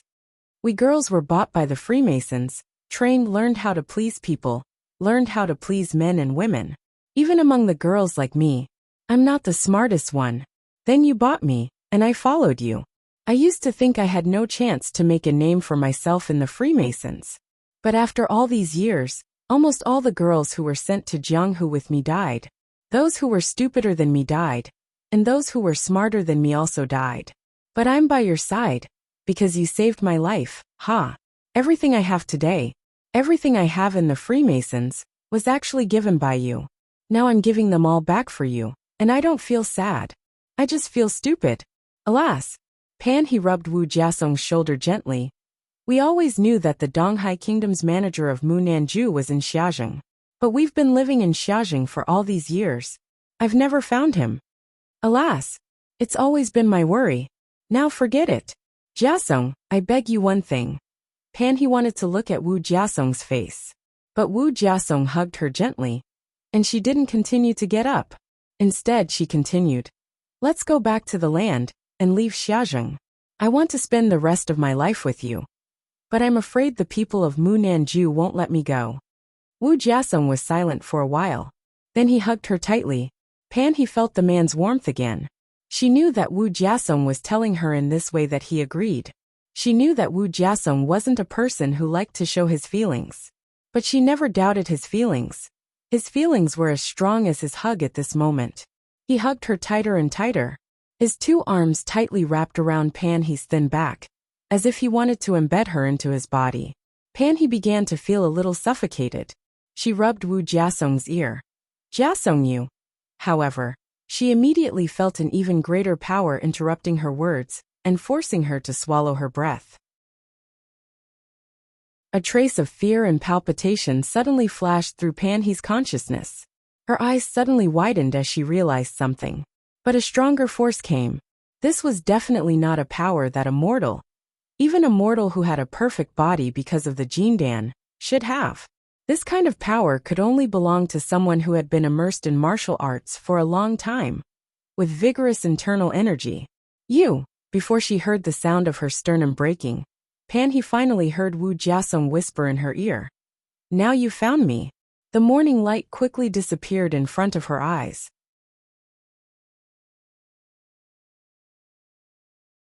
Chapter 623. When half of the sun rose from the sea, Wu Jiasong slowly walked 2 steps to the side of the ship. He was still in his arms, but her body was as soft as a doll. Her face was hanging on Wu Jiasong's shoulder. Her expression was a little strange. Usually, people who were strangled to death would not look good. They should be frightened and angry. But on Panhe's face, which Wu Jiasong did not look at, there was a mixture of fear, regret, relief, and happiness. She was not beautiful, but not ugly either. Wu Jiasong slowly walked a few more steps to the side of the ship and stopped. At this time, the sea breeze blew Panhe's hair and caressed his face. His face was expressionless, as calm as stagnant water. When he felt the hair caress him, he slightly narrowed his eyes and took a deep breath, as if he wanted to keep Panhe's smell in his heart. But what he smelled was the stench from Panhe's body because of her incontinence. He frowned. He turned his face away and let go. Panhe's body fell into the sea with her face facing the sky. After a while, some people began to look around on the deck. The people in the cabin did not know much about what happened on the deck. They only knew that the giant ship was almost capsized that night. They heard all kinds of terrible sounds and the smell of blood. They spent the whole night uneasily, and finally found that everything gradually calmed down when the sky was about to turn bright.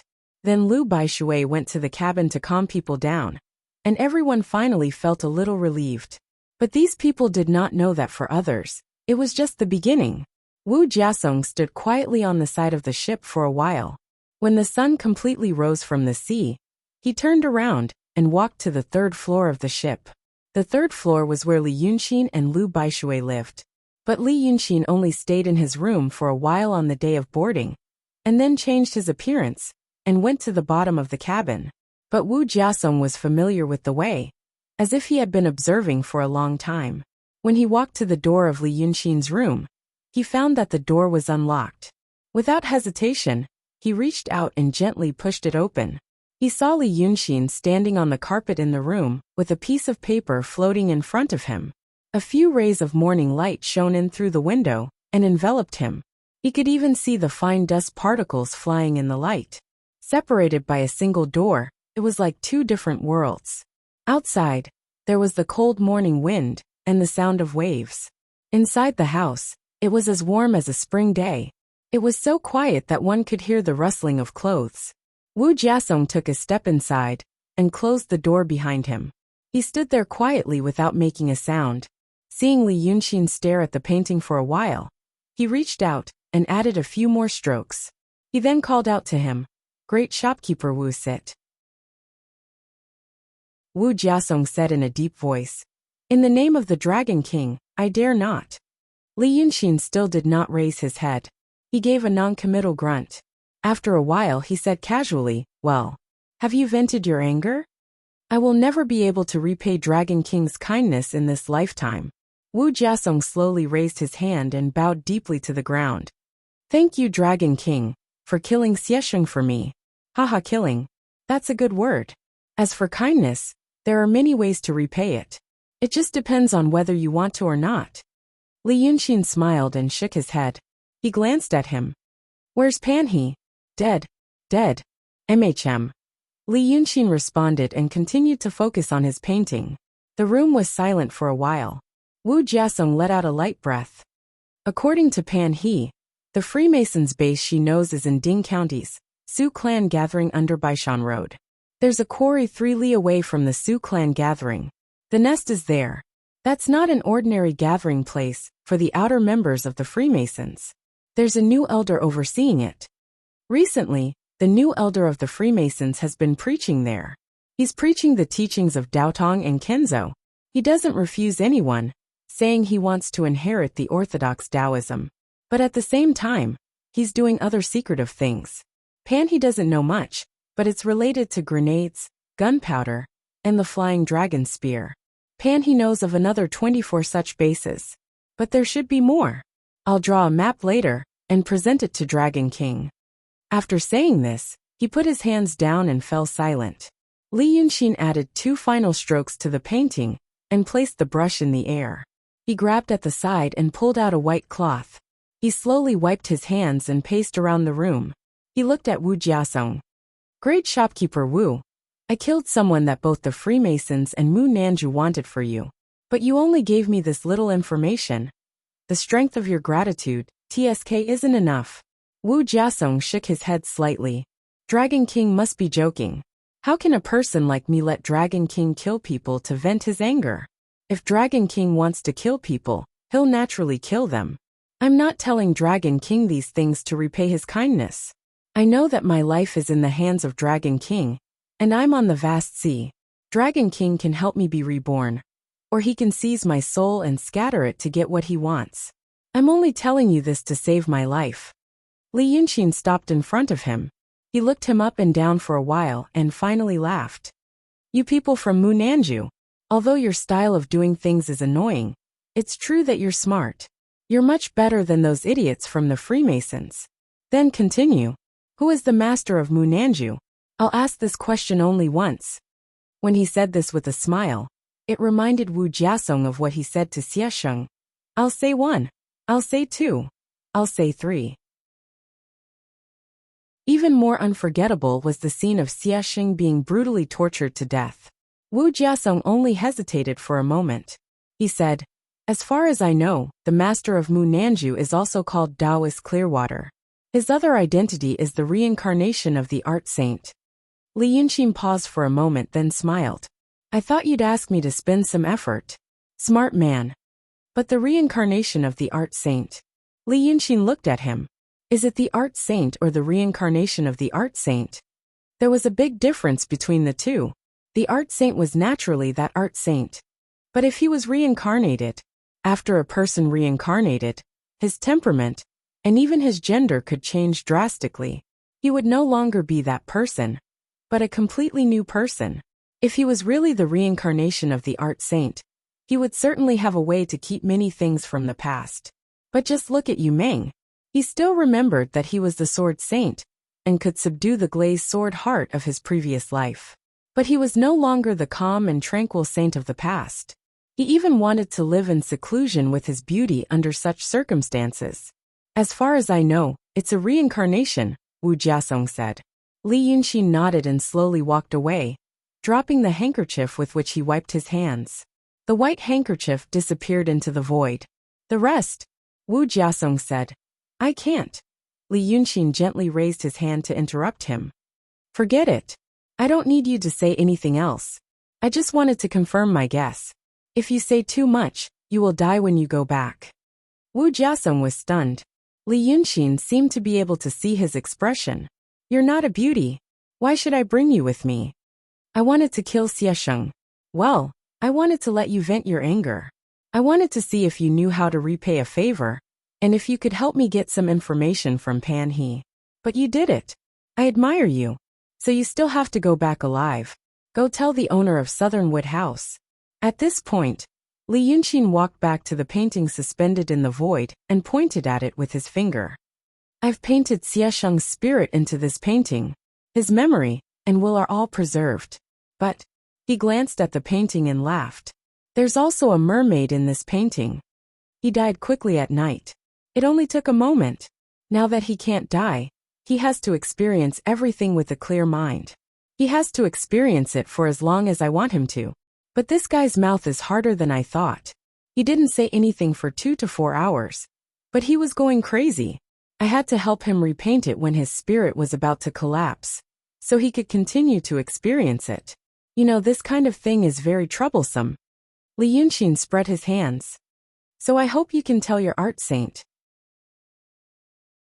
In this way, I may be able to find out what I want to know, but I may not. If she doesn't want me to know anything, she'd better come to see me and tell me in person before Xiesheng's spirit collapses. Oh. Li Yunxin raised a finger and shook it. Don't be a clone. I want the real body. Wu Jiasong had been very calm since he entered the cabin. This kind of calmness was not clear whether it was calmness or a dead heart. But now that he heard that Li Yunxin was going to let him go, his expression finally loosened. He subconsciously looked at the painting, but as soon as he touched it, he quickly looked away. Dragon King. After hesitating for a long time, he said, if Dragon King wants me to go, to pass the message, I still have a few questions to ask Dragon King. Otherwise, it's hard to say. Oh. Li Yunxin raised an eyebrow. You want to ask me why I didn't directly destroy Xiesheng's spirit and get what I want to know? Wu Jiasong was stunned again. Dragon King's foresight is like a god. It seems that you are also knowledgeable. Li Yunxin shook his head. Okay. Tell your master this. I was previously involved in this matter, and it took me a lot of effort to get away. Now that I have found a backer like Shinryu, I really want to stay out of it and live a carefree life. But we all know this is impossible. I have caused a lot of trouble, and it's hard to wash it off. Now that I have Xiesheng, he is actually a good target. Everyone's attention will be shifted to him, and I can get away. So why should I kill him, keep his spirit in my hands, and hold a big trouble? Wu Jiasong waited for him to continue, but the room was quiet again. After the time it took to drink a cup of tea, Li Yunxin said again, why? Wu Jiasong looked up blankly, but he found that Li Yunxin was not asking him. Instead, he looked out of the window, but his eyes were not focused. His head drooped down again. Chapter 624. After a dozen breaths, he heard Li Yunxin say, tell this to your master. Wu Jiasong frowned. Dragon King, which ones? My exact words. Li Yunxin pursed his lips. Don't ask anymore. Wu Jiasong could only say, yes. Then he heard Li Yunqin's voice become excited. Good. Now that we are done, tell me about you and Pan He. For example, how did you two get on the ship? How did you find out her true identity? And how do you feel about it? This was the fourth time Wu Jiasong was stunned. This time, he was stunned because he realized that Li Yunqin was just as the rumors said, unpredictable. It was hard to know when he would be happy, and when he would turn against him. Sometimes he would talk about sages, and sometimes he would do some despicable and dangerous things. A moment ago, he looked indifferent like a hermit. But the next moment, he suddenly cared about his family. Such a person was scary, and hard to guess. Although Tseng Yinming would not take his life, Wu Jiasong still felt a slight chill. At the same time, he was glad that he immediately told Li Yunqin everything. It was a wise choice. So he thought for a while and said in a low voice, "Things may be different from what Dragon King thinks. This time, I really didn't come for Dragon King. To see what she wants to do." Li Yunqin waved his hand. "Tell me from the beginning. Don't go back in time, like how you met." Wu Jiasong didn't know if Li Yunqin's sudden interest had other purposes, so he didn't know what to hide and what not to hide. Considering Xiesheng's previous experience, he could only sigh. Yes. The Freemasonry once domesticated some women in the East Sea Kingdom for infiltration, because they wanted to control the power of the human world like us. Their purpose was to send them everywhere as eyes and ears. But Dragon King knew that our power in the human world was formed much earlier than the Freemasonry. As soon as they started doing this, we knew. That's why those women were later bought. Actually, they were bought by our people. They didn't know. Li Yunqin laughed and said, "Wonderful. I like that kind of thing." Wu Jiasong wasn't careless because of his momentary happiness. He said cautiously, "What we're thinking is that if we keep the Freemason spies right under our noses, it'll be hard for them to guess. It was more convenient for observation and tracking." Pan He said that her sisters were all dead. In fact, they were all killed because they gradually realized that there was something wrong with the people around them. At the mention of Pan He, Wu Jiasong's voice paused. But his tone was still very calm. Li Yunqin laughed. She never noticed. So he's really an idiot? Wu Jiasong shook his head slightly. That's because we thought that if we cast a wide net, we would only get some superficial information.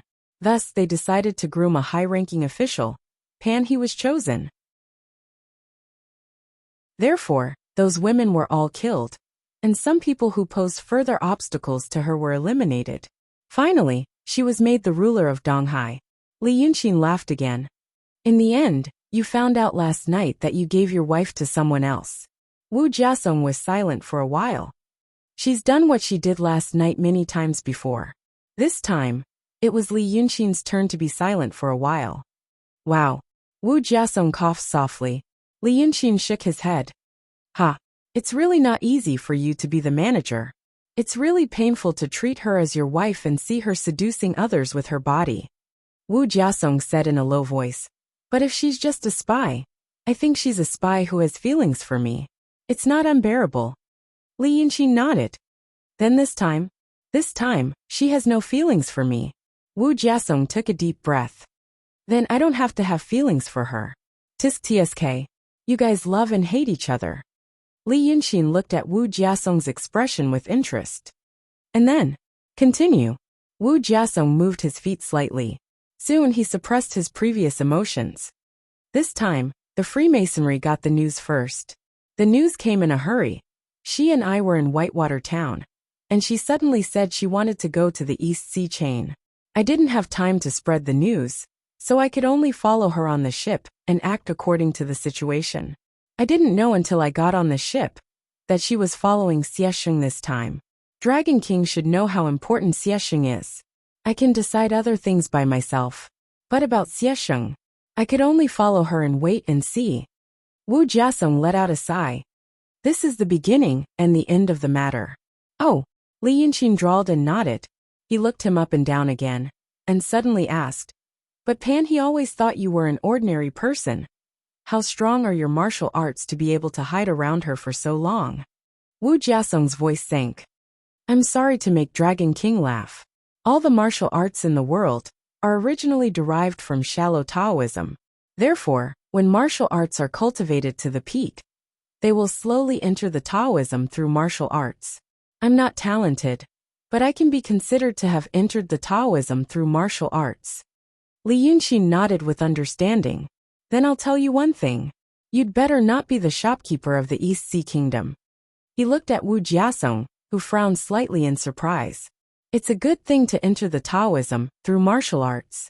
But I heard that people like you from Southwood House can mix in the streets, because you are ordinary people. But you, do you know how I saw through you? Your internal force has slowly transformed into spiritual force. But you don't have snow mountain or ocean of chi in your body.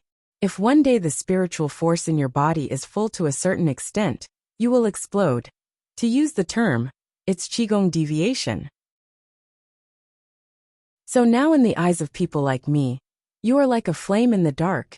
You have been lucky these years, and haven't met the Freemasonry people who know how to cultivate.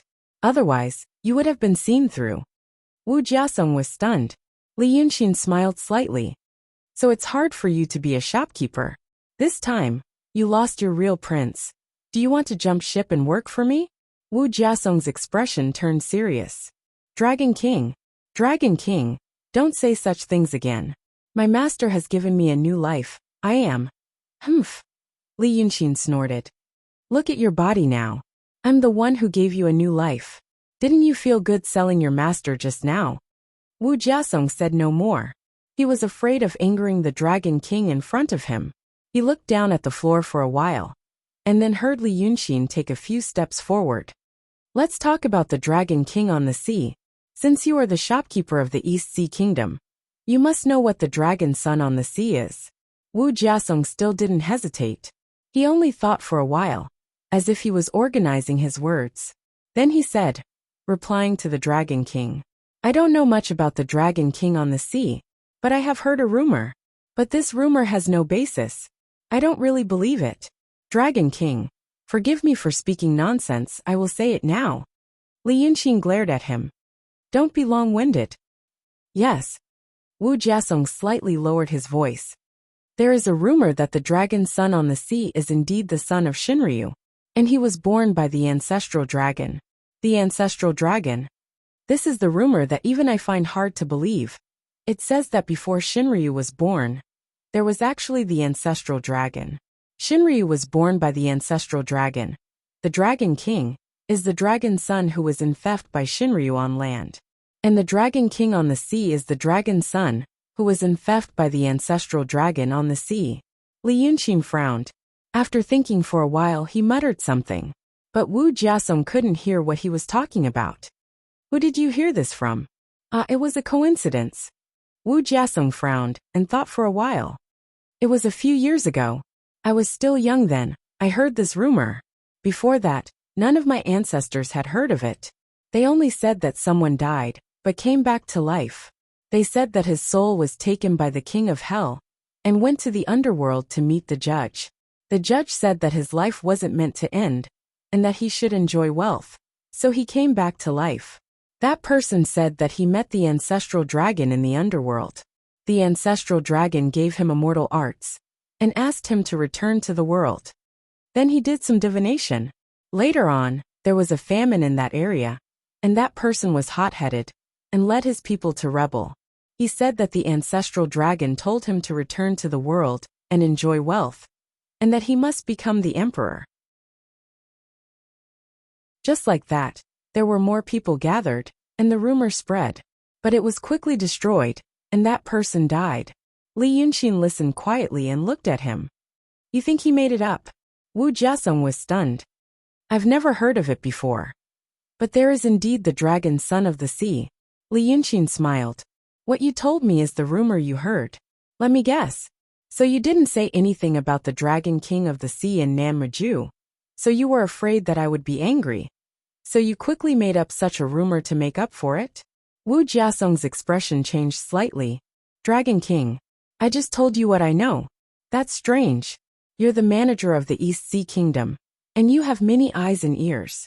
But you've never heard of the origin of the Dragon King of the sea. Li Yunxin looked at him. Don't you think it's strange? We don't have to know everything. and we have to investigate everything. After all, we have our own responsibilities. Li Yunqin waved his hand and shook his head. I'm afraid the owner of Namaju doesn't want you to know. Never mind, when she comes, I'll ask her myself. Hearing this, Wu Jiasong wanted to say something but hesitated. After hesitating for a long time, when Li Yunqin walked back to the painting, he said, Dragon King, my master. I'm afraid her realm is higher than Dragon King's. Dragon King is still. Li Yunqin turned his head. He stared at him expressionlessly. Wu Jiasong hurriedly shut his mouth, feeling a little numb. After 3 long breaths, he heard Li Yunqin say, So you think I called her here to find trouble with her, huh? Wu Jiasong didn't speak. He felt that he was standing on the edge of a volcano that could erupt at any time. But the volcano didn't erupt. Li Yunqin turned his face and waved his hand. Go. Get off the ship when you reach the chain of the East Sea. I'm busy torturing people to save people. I won't call you again, so don't bother me.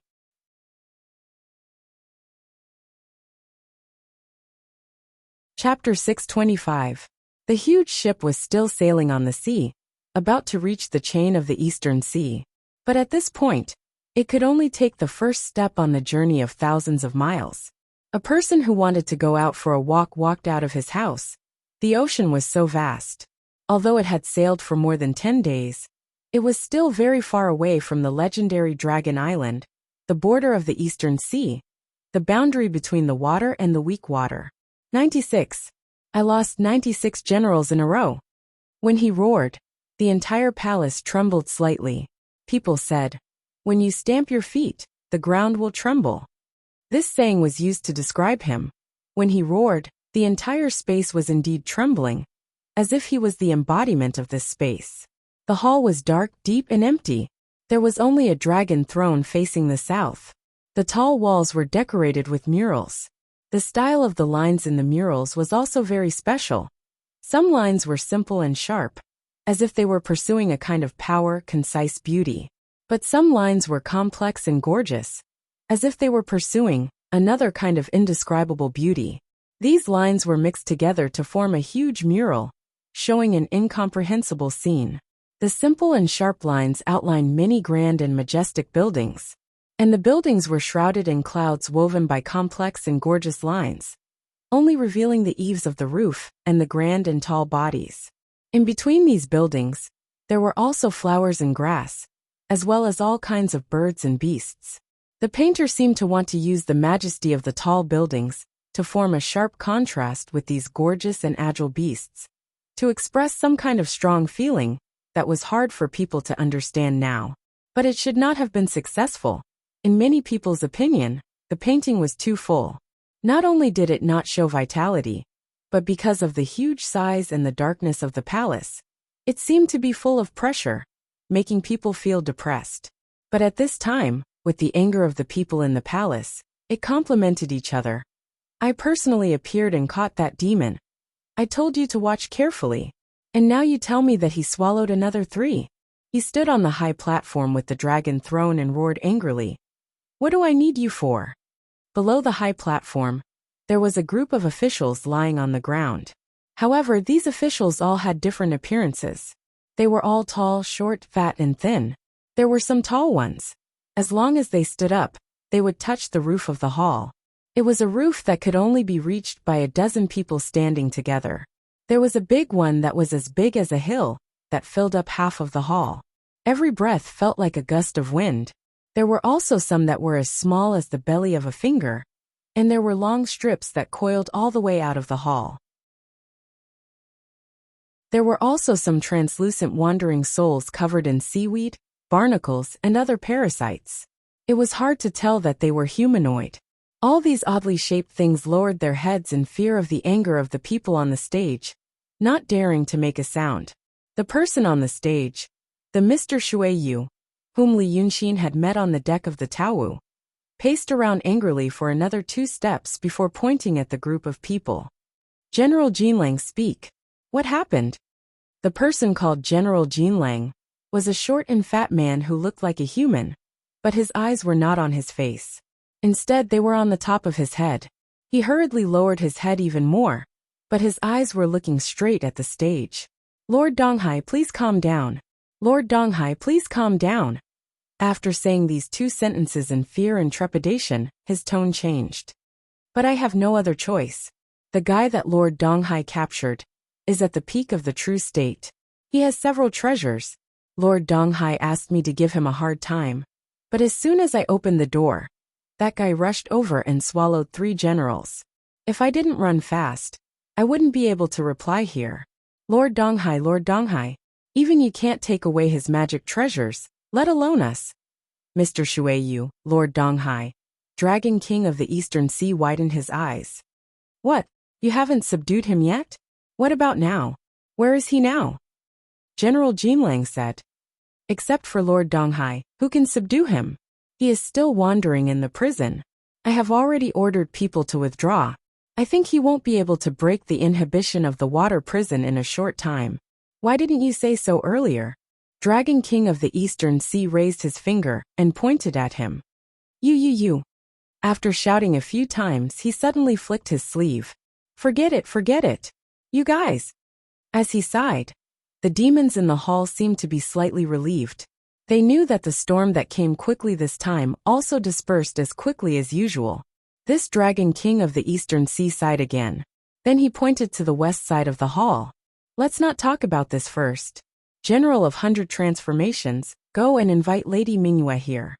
When he said this, his tone was much calmer and not as angry as before.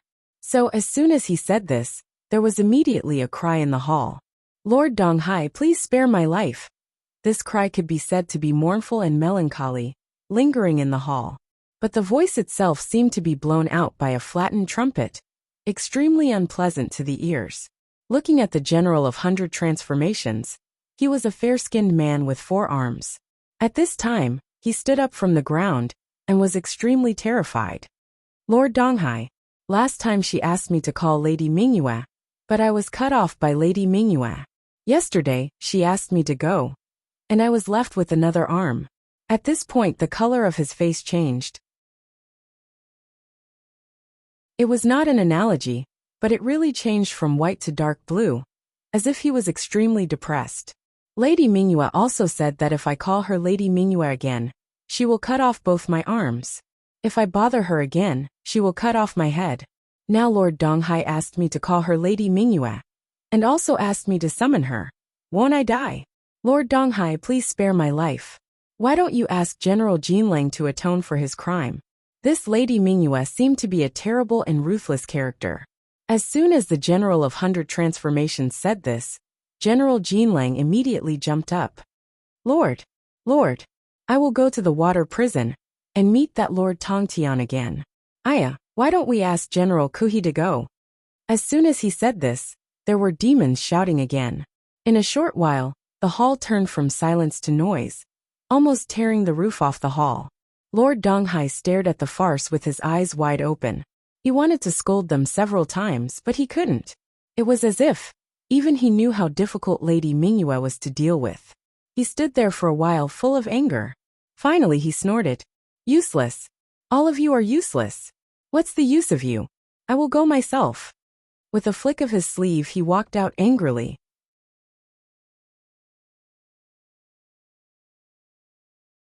Chapter 626. As soon as the Dragon King of the East Sea left the hall angrily, the noise in the hall stopped. Previously, the group of demon generals in the hall had pushed the blame to each other, and almost started cursing and fighting.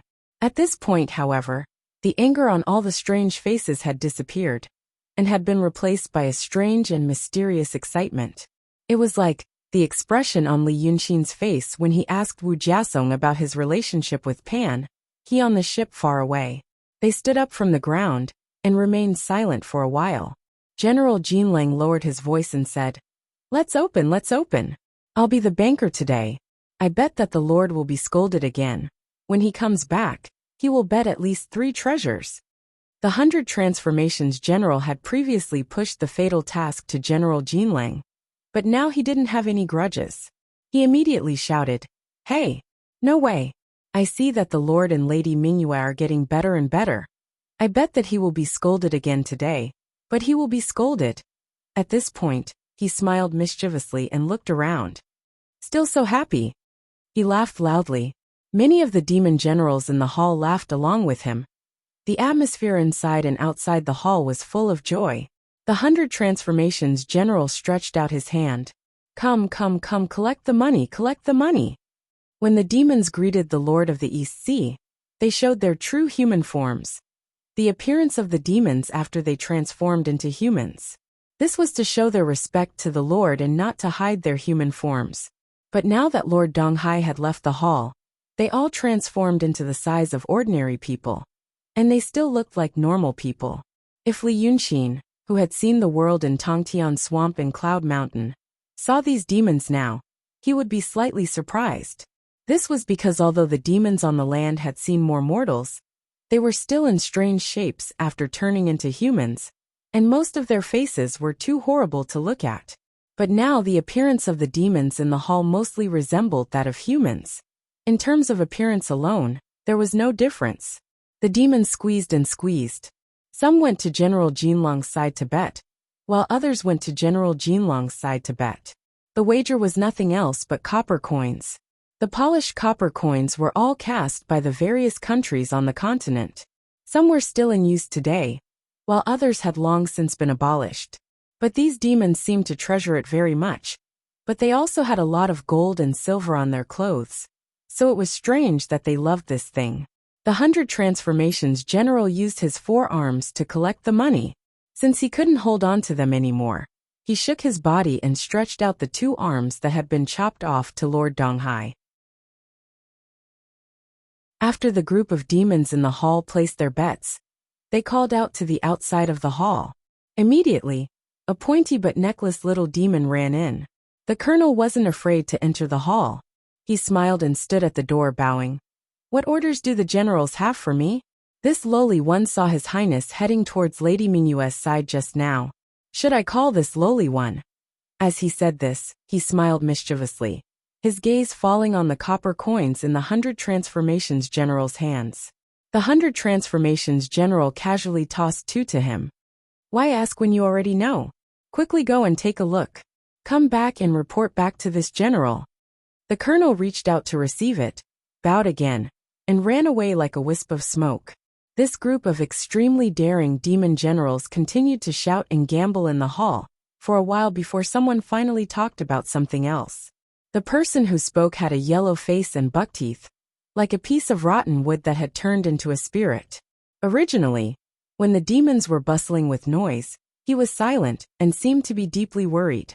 Now that the interest of the demons was slowly fading, he frowned and said with a bitter face, brothers, calm down and listen to me, listen to me. After shouting like this 3 or 4 times, the hall slowly quieted down. But General Jinlong's face twitched, and he kept winking at him. It was as if the 2 of them were hiding some secret, and he didn't want this person to say it. But the yellow-faced demon general ignored him, sighed twice, and raised his hands. Brothers, you seem to be happy here. But don't you know that a disaster is coming? This sounded very scary. But the demons were stunned at first. Then they all booed him, and soon ignored him again. It seemed that this person often said this kind of thing, and everyone was already used to it. But the yellow-faced demon general still said to himself, this time it's true. General Jinlang and I heard that Lord Tongtian mentioned in the water prison that Goddess Penglai is coming back. As soon as he said this, the hall immediately quieted down. About a third of the demon generals were stunned. The joyful expression on their faces disappeared, and was replaced by disbelief and surprise. But the surprise soon turned into fear. It was as if because of this sentence, the fear of a long time ago appeared in their minds again. The rest of them looked at each other, their faces very confused. They probably didn't know who Goddess Penglai was. But seeing the demon general's expressions, they also became confused and nervous. Seeing this scene, General Jinlang hurriedly said, General Mian, how can you say this? We still. The yellow-faced demon general called General Mian side twice again. What do you mean by saying this? What did Lord Tongtian say when he came in? He said, you dare to catch me. Have you heard of Wei River Dragon King? He is coming to save me. Did you tell him that Wei River Dragon King would not be able to find Mount Punglai, even if he came to save you? General Jinlang frowned. Aya, that guy was talking nonsense. General Mian shook his head worriedly. If he was talking nonsense, how would he know about Goddess Punglai? Did he also say that Wei River Dragon King brought Goddess Punglai with him? So naturally he would know about your Mount Punglai? General Jinlang frowned and shook his head. Aya, what is there to worry about, Lord Donghai above? The yellow-faced demon general sighed heavily. This is what I am afraid of. Lord Donghai said angrily last night that he wanted to go to the sea to see who else was causing trouble. In the end, he lost his temper again just now and didn't bring anyone back. Think about it. Did he suffer a loss last night? This time General Jinlang didn't say anything. The other demons were even more dumbfounded. After a while, some people started to ask who Goddess Punglai was. When General Mian heard this, he walked to the front of the demons and stood still. He said with a bitter face, "There are many brothers who don't know. Aya, if others don't want to talk about this kind of scary thing, then let me do it. Who told me to always be the bad guy? That Goddess Punglai is the previous owner of Mount Punglai." When General Mian said this, his tone was slightly lighter, but his tone was heavier. 1,000 years ago, before our Lord Donghai obtained this celestial mountain, we were all under her. At that time, Aya, we weren't as carefree and happy as we are now. That Goddess Punglai is vicious and merciless. Now that we work under Lord Donghai, if we do something wrong, we will only hear him scold once or twice. What's the use of having you? If it was in the past, we would have been skinned alive if we weren't careful.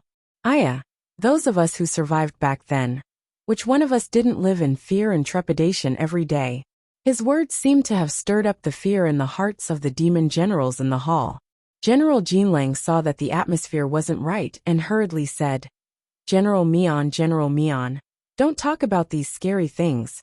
But a demon general who hadn't personally experienced the past, and thus didn't know the dangers, asked curiously, what happened after that?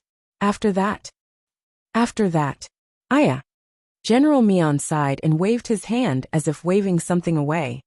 After that, that Goddess Punglai, perhaps because she committed too many sins, was punished by the heavens and lost all her power. But everyone was afraid of her despotic power in the past, and didn't dare to resist. Finally, it was Lord Donghai. Lord Donghai discussed with us, and decided to expel that Goddess Punglai from Mount Punglai. Thus, he risked his life on the Dragon Island, and obtained a fortuitous encounter in godly power, to force her to a corner of Mount Punglai. Do you still remember that there used to be a forbidden area in the west, where it was said that there was a ghost cave that led straight to the netherworld, and no one was allowed to go near it? When he said this, everyone nodded. Then someone cried out involuntarily, could it be that? That's where that Goddess Punglai stayed. She had a magic treasure there, and even Lord Donghai couldn't do anything to her, so he could only seal her there. Or 1 year ago, Madame Mingyue. Someone else shouted. Madame Mingyue came on a boat and accidentally broke Lord Donghai's restriction, so he let her go? General Mian said with a crying face. Exactly. Since then, I've been saying that it's going to be bad, but no one listened to me. Now that things have come to us, it's useless if you don't tell me. That Goddess Punglai must have gone out and found her divine sense, so she came back with 2 helpers. Our good days are coming to an end. It seemed that the monsters didn't know what he said and heard from the 9th young master. Now that they knew, they all panicked. They didn't have time to gamble or place bets. There was an uneasy silence for a while, and then the hall exploded again. This group of monster generals began to decide what to do, but they didn't have many choices. They could either pray that Goddess Punglai hadn't found her divine sense, or pray that Lord Donghai could take her down, or the worst-case scenario. If Lord Donghai was defeated, would Goddess Punglai kill them all? If the demoness, who was sealed in Li Yunxin's sleeve, knew what was going on in the hall, she would be so proud that her tail would go up to the sky. Seeing that things had become like this, General Jinlang was anxious. He rushed to General Mian's side and pulled him to a corner, raising his eyebrows. Are you crazy? Lord said not to mention this matter. General Mian shook him off. You're the crazy one. Waiting for death. If it were up to me, we should quickly gather everyone. Lord is an undisciplined person. It'll be a few days before he makes a move. We should first go out to sea to check out the situation. That goddess Punglai has helpers. Let's first. He made a chopping motion with his hand. Clean it up. It can be considered as helping Lord share his burden, and also as beating down their arrogance. We're familiar with the East Sea. Otherwise, when they swarm to Punglai Island, would you rather fight a bloody battle with me or me? General Jean Lang opened his mouth. This is very important. Let's ask Lord first. General Mian angrily waved his hand. Lord is head over heels in love with that Madame Mingyue. He's no longer the Lord of the past. Wait for him. He looked like he was about to say something treacherous again. General Jean Lang hurriedly waved his hand. Okay, let me think about it.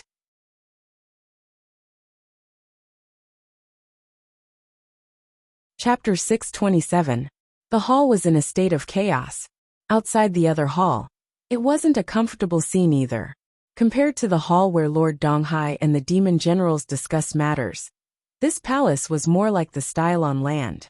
It was built on a pillar, which stood on the east coast of Punglai Island, and was connected to the island by a slender arch bridge that looked like a rainbow. The area on the pillar was very wide. It could probably fit the entire Qing Kingdom's imperial palace on it. Rather than a pillar, it was more like a towering flat mountain. The top of the mountain was covered with colorful vegetation and surrounded by the glow of the palace. There were also several waterfalls falling from the edge of the cliff like jade, but this huge stone pillar was too tall. When the water fell near the sea, it all turned into mist. This was why the pillar floated on the sea of clouds all day long, like a fairyland. The palace was built in the middle. To the west, there was a square paved with white jade. There were cranes, colorful phoenixes, and divine turtles strolling in the square. There were children in colorful clothes chasing and playing. Lord Donghai stood on this square and looked into the hall. There were no doors or windows in the hall, only pillars and light muslin. However, it was dark inside the hall. It was as if there was an invisible force blocking the light outside, preventing people or things in the hall from being seen. Lord Donghai stared at the darkness for a long time before sighing. I didn't expect what you said to be true. Alas. But no one answered him. He put his hands behind his back and walked a few steps on the white jade tiles. You said at first that your son was the Dragon King of the land, but I didn't believe it. Alas, last night I saw him. He was really good. He broke one of my incarnations and sealed it. The Baihua general said he came to invite you twice and cut off his arm both times. No matter how he tried, he couldn't grow it back. Was the way he sealed my incarnation the same as what you did to the Baihua general? Not only did he cut it off, but he also sealed it. There was still no sound in the hall. The cranes in front of the hall and the children playing were originally very pleasant to listen to, but now Lord Donghai only felt annoyed. He frowned and waved his sleeve. Those red-crowned cranes, colorful phoenixes.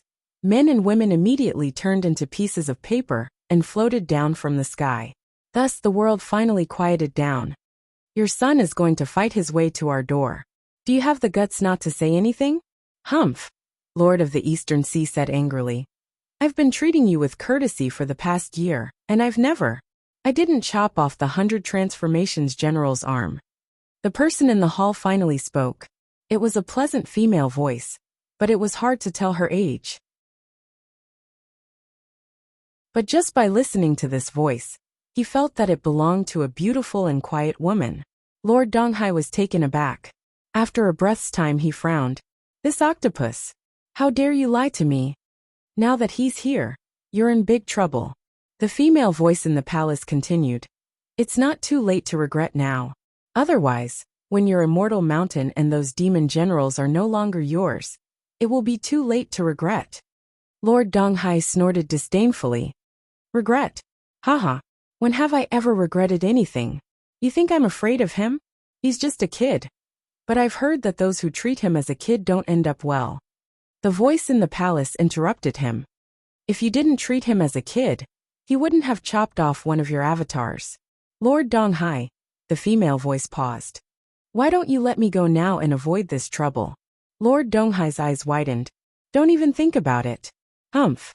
Back then However, he was interrupted once again. The female voice in the palace lowered a little. So what does he look like now? Lord Donghai frowned. He said reluctantly, he has a good appearance, and he looks like you. Humph. He doesn't speak pleasantly. The way he speaks is so annoying. He must be like that Li Chunfeng. The person in the palace sighed. But it didn't seem to be sadness, but something inexplicable. He doesn't look like Li Chunfeng. Li Chunfeng. He is also a gentle and elegant person. Lord Donghai pursed his lips. There was a breeze around them. But now, the breeze suddenly turned into a small whirlwind. With a buzz, the pieces of paper on the ground were swept away. Li Chunfeng. His voice turned cold, as if he was thinking of a great enemy. Humph. Don't let me meet him on the East Sea. No, sooner or later. I'll go to the land and catch him. I'll cut him into pieces. I'll avenge you. The person in the palace stopped talking. Lord Donghai gritted his teeth for a while. Seeing that he was ignored again, he quickly said, Fine. I won't mention that person. Let me ask you something else. My doppelganger has been destroyed and sealed by Li Yunxin. What is he trying to do? Who is more capable now, you or him? After a while, the person in the palace said, If I were you, I wouldn't ask me who is more capable. I was trapped here by you, but he was able to seal your clone. The result is self-evident. I have to advise you again. It's not too late to regret. Sigh. I don't like to see more disasters. Why do you want to get yourself into trouble? These words hit Lord Donghai's sore spot. Suddenly angry, he rode away on the demon wind without saying a word, knocking down a large number of trees by the cliff. After a while, he heard a voice from the sky. You haven't seen what I can do. The Lord of East Sea left the isolated island in a rage, only to run into the officer sent by the demon generals to gather information. The officer didn't expect his lord to come back so soon after meeting Madame Mingyue. He was caught sneakily lurking on the bridge. Halfway there, he didn't know if he should go forward or retreat. In a panic, he crouched on the ground and covered his head with his hands. But Lord Donghai only glanced at him and landed, yelling, Where are they? Are they still in the palace? He knew what the demon generals were up to, but he didn't care. This was exactly as General Mian had said. Their Jun Shang had an undisciplined temperament. Seeing that Lord Donghai wasn't angry, the officer immediately got up and said with a smile, My lord, they are all in the palace. After saying this, he took 2 steps closer and said in a low voice, I saw. General Jinlang will be scolded for holding you, but General Baihua will be happy to bring you back. My lord, in my opinion, it's better to let General Jinlang catch you. Lord Donghai glared at him. How dare you? What use do you have for making trouble all day long? The officer shivered and quickly hid behind Lord Donghai, walking quickly with him on the bridge. However, after a dozen steps, Lord Donghai stopped. The officer almost bumped into his shoulder. He hurriedly took 2 steps back, only to hear Lord Donghai say, Forget it. Humph. You go back first, and tell them I am having a good chat with Madame Mingyue.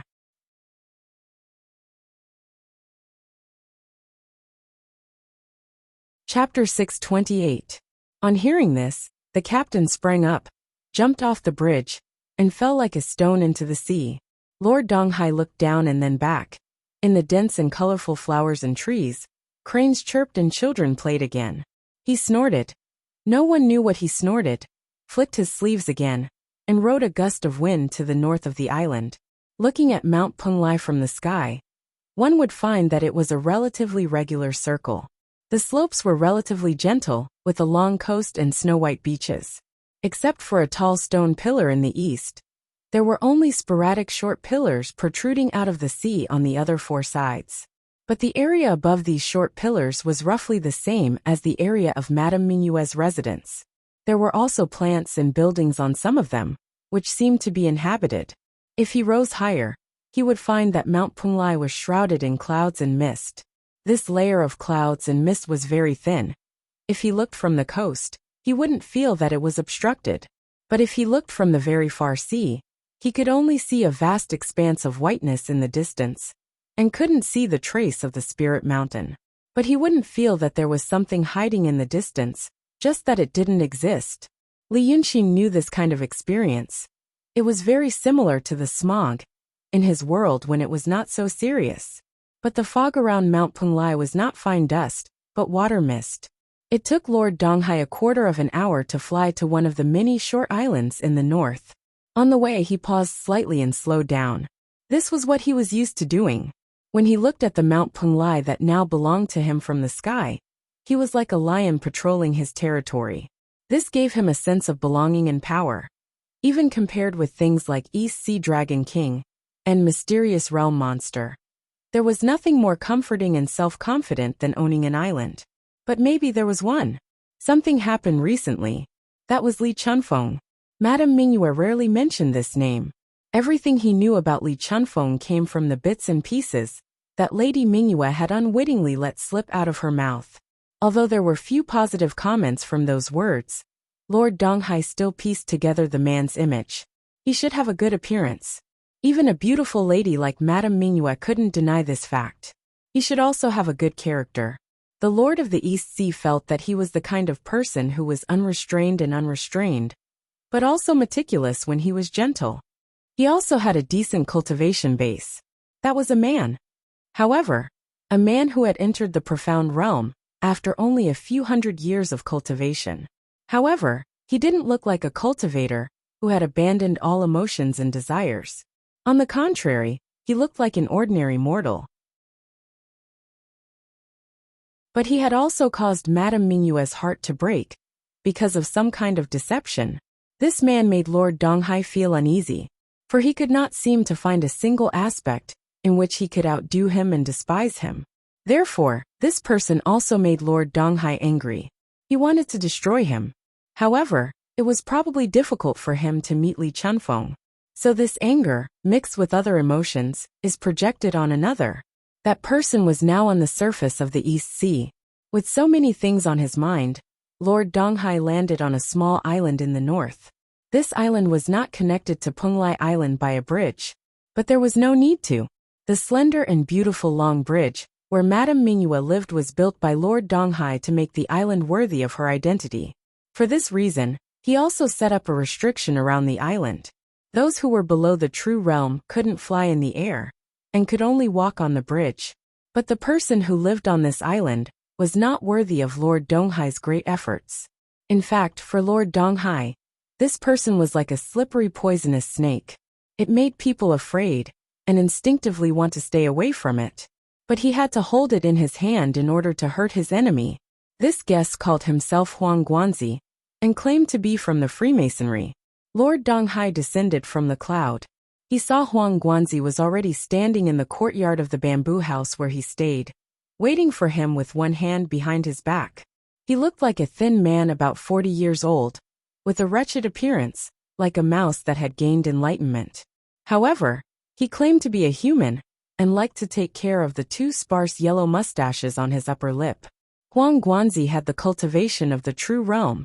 It was said that he used to be a cultivator of Daotong, who secretly attached himself to the Freemasonry. After the Battle of Yunshan, Xianmen collapsed, and he became a capable general of the new Freemasonry. This was what Huang Guanzi said. But Lord Donghai felt that his words were 70% true, based on his limited knowledge of the land, and some details revealed by Madame Mingyue. Seeing the big demon land, Huang Guanzi looked at him carefully and laughed. His laughter was sharp and slippery, like a weasel being strangled. Lord Donghai, did you go to see Madame Mingyue again? Hehe. If you did as I said, you wouldn't have to be so distressed. Lord Donghai, do you understand now? The demon frowned and looked at him. After a moment of silence he said, I still think Master's method is too risky. If I am not careful, I'm afraid I will lose everything. Huang Guanzi laughed again and gestured with his sleeve. Lord Donghai, please sit down. While speaking, he sat down on a stone bench in the courtyard, stroked his mustache and narrowed his eyes. Lord Donghai, things are happening now. It's not about whether you can do it or not, but it's already here. Lord Donghai said that in the past, the Shinryu strictly restrained you, Dragon Son, and didn't let you get involved in the affairs on the land. They also told you how vast the sea was, and how crowded and boring the land was. so that you really felt that the people on the land were all uncivilized barbarians, weak and unworthy of your attention. But these years, haven't you gradually learned about it yourself? Just from the information you got from those shipwrecked people who occasionally drifted to the island, Lord Donghai should have understood how wonderful the land was. Now there is Madame Mingyue. Is there anyone like her on the sea? Hehe. Lord Donghai has secretly gathered talents from the land to work for himself. But Lord Donghai, Huang Guanzi said earnestly, what's the use of this? Those coastal people, even if they have the so-called skilled craftsmen, they are nothing in Midland. Compared to Lord Donghai's Dragon Palace, the residence of a human emperor in Midland is more than 100 times more splendid. Lord Donghai can't really set foot on the land, and you can't know the wider world. Lord Donghai frowned and listened to him, then slowly sat down. In fact, Huang Guanzi had said this many times, and it was the truth. The Shinryu never liked to have contact with the things on the land. These years, the Shinryu didn't like to show up, and gradually learned about the people and things on the land. Lord Donghai was confused, but, seeing him like this, Huang Guanzi's expression changed, and his tone turned serious. He bowed to the devil and said, Lord Donghai, now, since you have talked to that Li Yunxin yesterday, I have to say something disrespectful. There are some treasonous words that I have no choice but to say. The devil frowned and said, What? Huang Guanzi said, Lord Donghai, forgive me first, then I dare to say it. The devil sighed and said, Why do you say this? What can't we talk about? I don't blame you, sir. Go ahead. Only then did Huang Guanzi sit up straight and stroke his mustache. But he already had a wretched appearance, so this made him look even more comical. He said, Lord Donghai met with Li Yunxin. You should know that Li Yunxin is an outstanding person. I don't want to be disrespectful, but he is not much weaker than Lord Donghai now. The devil's face darkened. He frowned and moved his lips, but in the end he didn't say anything. You are right, sir. Huang Guanzi said seriously. Think about what I said to Lord Donghai. Under Cloud Mountain the Shinryu showed up. Call the second dragon's son, Lord Tongtian, and the ninth dragon's son, Lord Wei, to the Dragon Island. Lord Donghai has been asking around for information these days. You should know that I am not exaggerating. Lord Donghai sighed again, yes. Then, this is where things go wrong. Huang Guanzi also sighed. Two outstanding people. In a short period of time, they have outstanding cultivation, and they know Tao. Now, they have the favor of the Shinryu, and will be summoned to the Dragon Island. In the past, the Dragon Son of the Sea and the Dragon Son of the Land had nothing to do with each other. In my opinion, the Shinryu used the Dragon Son of the Land to do things, to control and intimidate the demons on the land. And the Dragon Son of the Sea is used to protect the Dragon Island. The emperors of the world also have such a thing. The border army is used to quell the chaos, and the imperial guards are used to protect the emperor's palace. The two usually do not meet, to prevent the border army and the imperial guards from colluding, having wild ambitions, and doing bad things. But now, the Shinryu actually summoned them to the Dragon Island, to ask the two foreign officials to enter the capital. Lord Donghai, Huang Guanzi said meaningfully, there is one thing you know. 1,000 years ago, the original owner of Penglai Island lost the favor of the Shinryu, and lost all his magic power. Now, it has been another 1,000 years. The demon suddenly frowned and was stunned. After a while he stared at Huang Guanzi. You mean? Huang Guanzi shook his head mysteriously. I didn't say anything. Lord Donghai should have thought about these things yourself. I just feel that it is too ridiculous and hard to imagine. Now that I have spoken my own thoughts, I feel that I have the same thoughts. Lord Donghai, you actually know everything. The two sat in the courtyard facing each other for a while. Only the faint sound of the wind could be heard. After a long time, Lord Donghai stood up with a solemn face, walked a few steps with his hands behind his back, and turned back. Penglai is the gateway to the Dragon Island. But the Lord Donghai did not ask me to let anyone go to the Dragon Island. She did not even mention this. If she really intended to ask them. Huang Guanzi smiled slightly and twirled his beard again, but accidentally pulled out a strand. He frowned and looked at his hand quickly, and then put it down quietly. He carefully kept the beard. What I said just now is just one of the reasons why Lord Donghai had to act. The two dragon sons of the land are favored by the Lord Donghai, and are already a threat to Lord Donghai.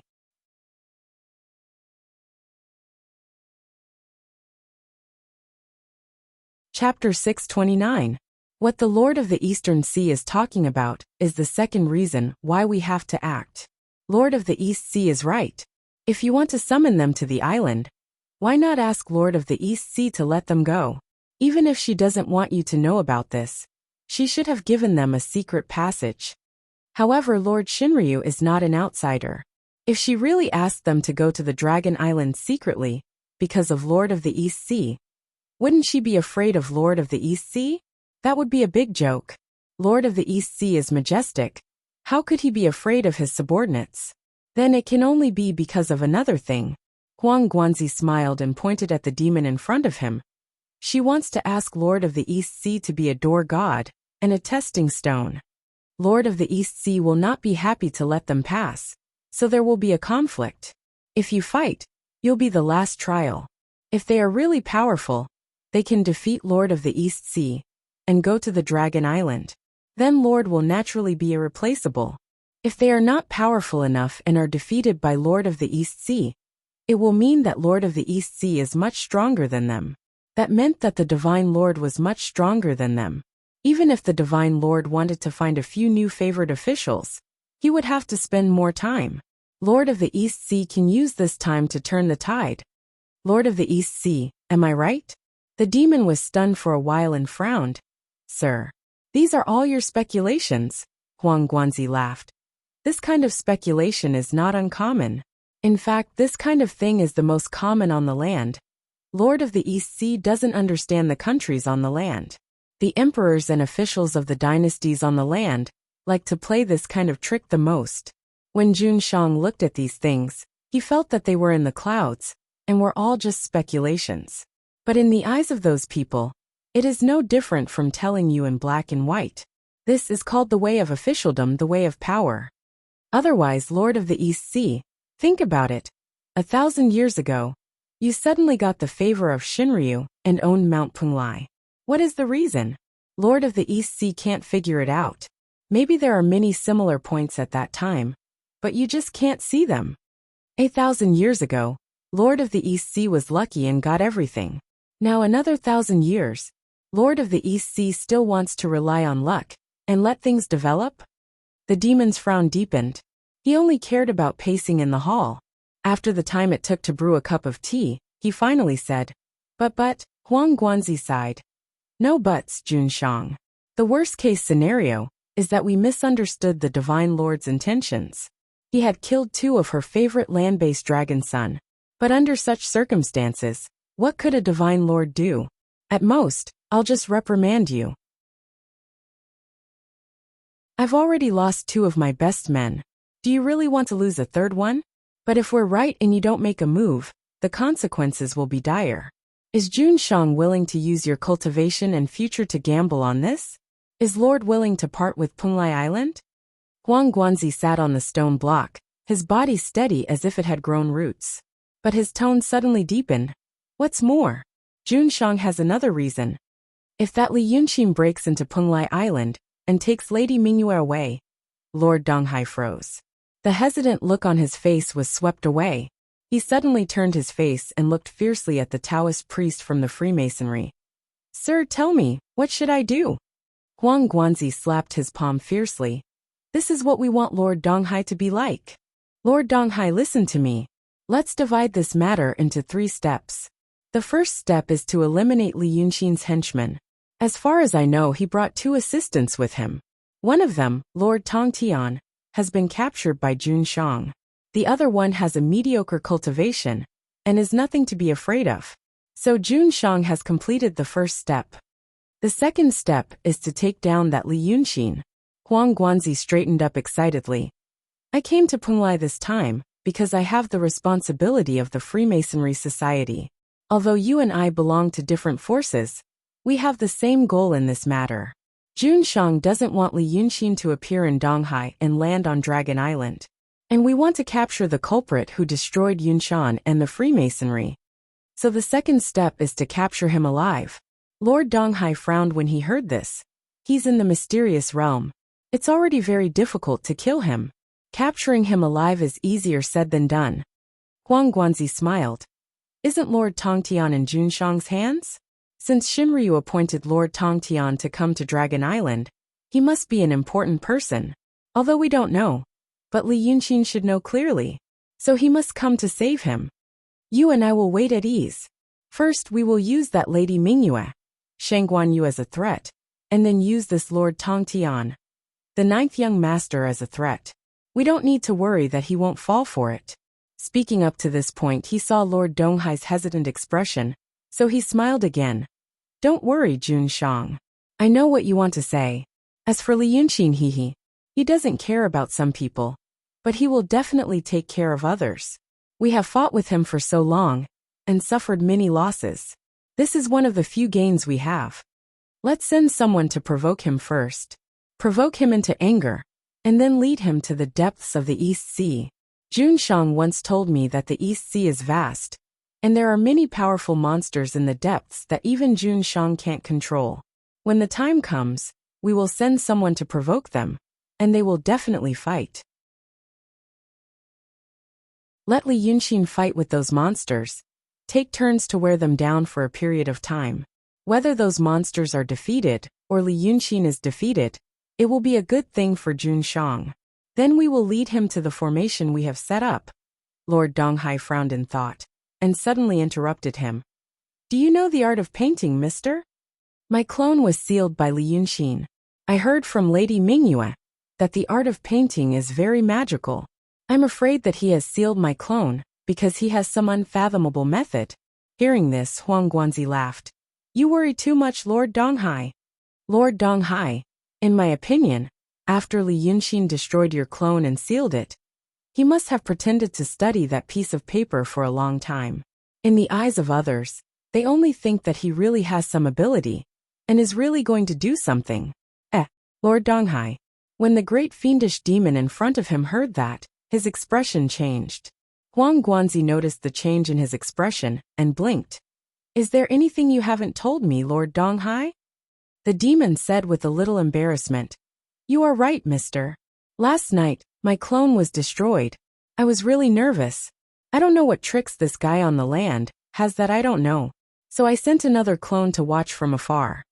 I saw Li Yunxin stay on the deck of that ship for a long time, drawing on that piece of paper. Speaking of this, he stopped. He was the Dragon King of the East Sea, a big demon in the mysterious realm. After his clone was sealed in his own home, he immediately became so timid that he only dared to watch from afar, for the time being. Who would dare to say this kind of thing? Huang Guanzi didn't want to laugh at him. He just raised his hand and gently touched his beard. That's it. Think about it. If he really wanted to use the art of painting to do something, it would be too late to hide it.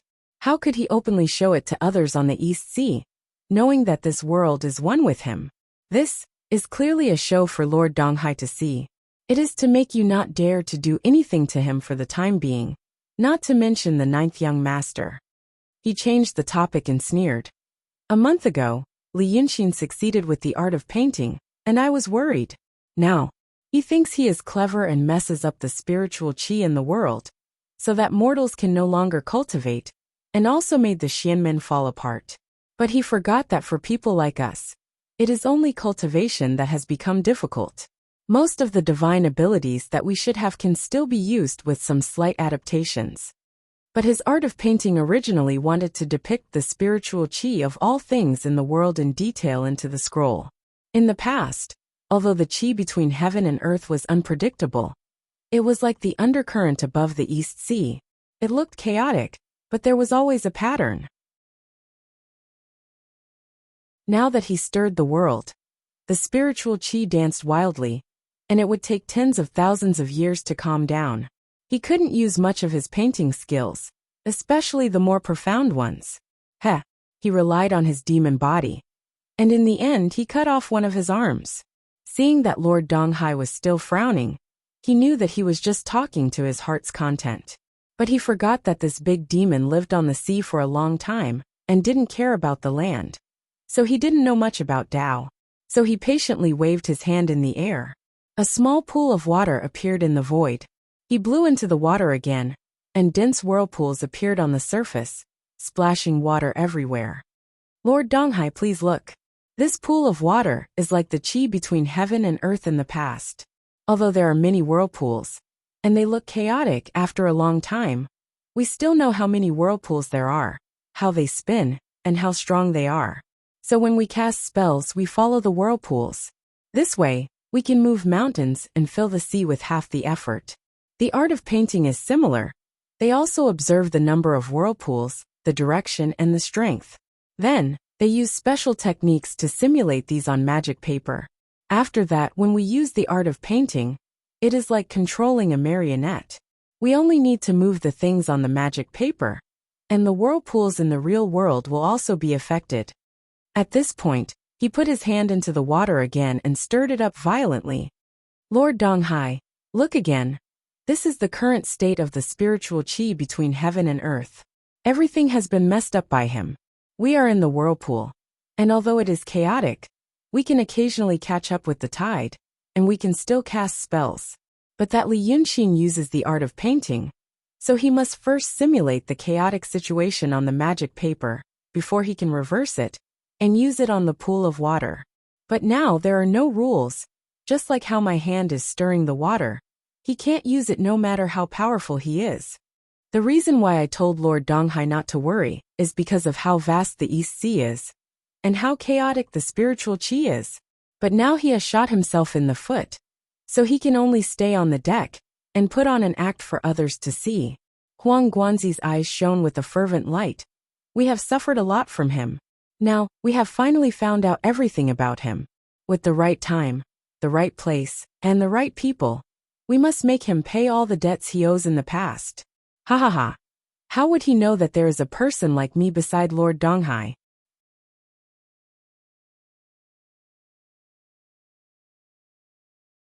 Chapter 630.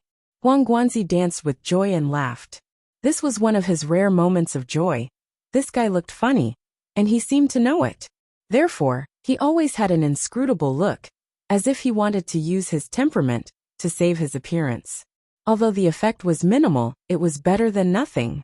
Now that he had lost his composure, it was truly unsightly. Donghai Jun looked away in embarrassment and coughed. Well, why don't you tell me what to do next? Huang Guanzi sat down again and grinned. Next, Donghai Jun. Let's beat him at his own game. Since Li Yunxin wants to use painting methods to make Jun Shang hesitate in taking action, then Jun Shang will really let him think so. Send some demon soldiers and demon generals to attack him, and pretend to take away the painting in his hand. Li Yunxin thinks that his plan has succeeded, so he won't push too hard. He always likes to plan before taking action. Then take this opportunity to find more helpers. Donghai Jun. Huang Guanzi became serious again. Lord Donghai will find the remaining 8 dragon kings and ask them for help. Donghai Jun frowned. What for? Huang Guanzi shook his head. Don't worry, my lord. Listen to me again. In the beginning, Shinryu was afraid of the power of the dragon sun on land, so they did not dare to attack them easily. Later, they were greatly weakened by the power of Li Yunxin. She is afraid of the dragon sun on land, so how can she not be afraid of the sea, which is closer to her? In my opinion, the reason why those people lost favor 1,000 years ago is actually the same reason why emperors in the human world change their generals every once in a while. Shinryu did not let them have power for too long, because they were afraid that they would not be able to control it. I guess Donghai Jun is different from the dragon sun on land. Shinryu may have a way to take back the power of the dragon sun on the sea, but they can't do anything about the land. Donghai Jun, think about it. Do you know the reason? The demon looked at him and did not say anything. After a while he said, I don't know either. Huang Guanzi smiled. I'm just asking casually. Let's continue. Dragon King summoned the others. Firstly, it was to ensure his safety and to take down that Li Yunxin. Secondly, he wanted to show it to Shinryu, and let her know that Juanshang is not the Lady Punglai of the past. If something happens to Juanshang and the others, and the world is in chaos right now, it might cause the Eastern Sea's water tribes to become restless, making things difficult for her. This is the best of both worlds. Juanshang must do this. Lord Donghai hesitated for a while and paced back and forth in the courtyard. Then, he stood up and looked at Huang Guanzi. When you came here, you were invited by me as an outsider to teach me some of the local customs of the land. Only then did I find out about Mr.'s talent, the Freemasonry that Mr. resided in, and more inside information about the struggles on land. But there's one thing I don't understand today. You're such a calm and peaceful person. Why do you have such a drastic change in mood when you mention Li Yunxin? Why do you even want me to join forces with other dragon kings on the sea to annihilate him? What's the inside story? Huang Guanzi seemed to be thirsty from all the talking, and was about to reach for the conch pot on the table. Hearing Lord Donghai's question, his arm hung in the air, and the expression on his face became strange. Lord Donghai knew that he had asked the right question. There was indeed something hidden about him. But when he looked again, he found that Huang Guanzi's face had turned red. About 2 or 3 breaths of time passed. Huang Guanzi withdrew his hand, turned his face away, and coughed to suppress the redness on his face. Then he calmed himself down and looked at Lord Donghai, who had an expression that said, "Just say it, what's the big deal?" Since Lord Donghai has asked, there's nothing to hide. He frowned. There's a female cultivator on Mount Yunshan, called Xian Shilio. I adore her. But she died in the hands of Li Yunxin. For the sake of my Taoist heart, I must capture Li Yunxin and bring him back to me to kill him. The demon didn't want to hear such an explanation, and was stunned for a moment. After a while he laughed. There's actually such a thing. He saw Huang Guanzi's expression gradually become uneasy. Then he said, I don't mean anything else, I'm just surprised. Master told me that the cultivation of the cultivators of the Xianmen must abandon all desires. In the end, Master fell in love with a female cultivator. Speaking of this, he laughed again. But it was not a mocking smile, nor a fake one, but a genuine one. But Master is a sentimental person like me. This is good. But since it's over, you have to let it go. You used to adore each other. Now that he's gone, it's only right to settle the score with him.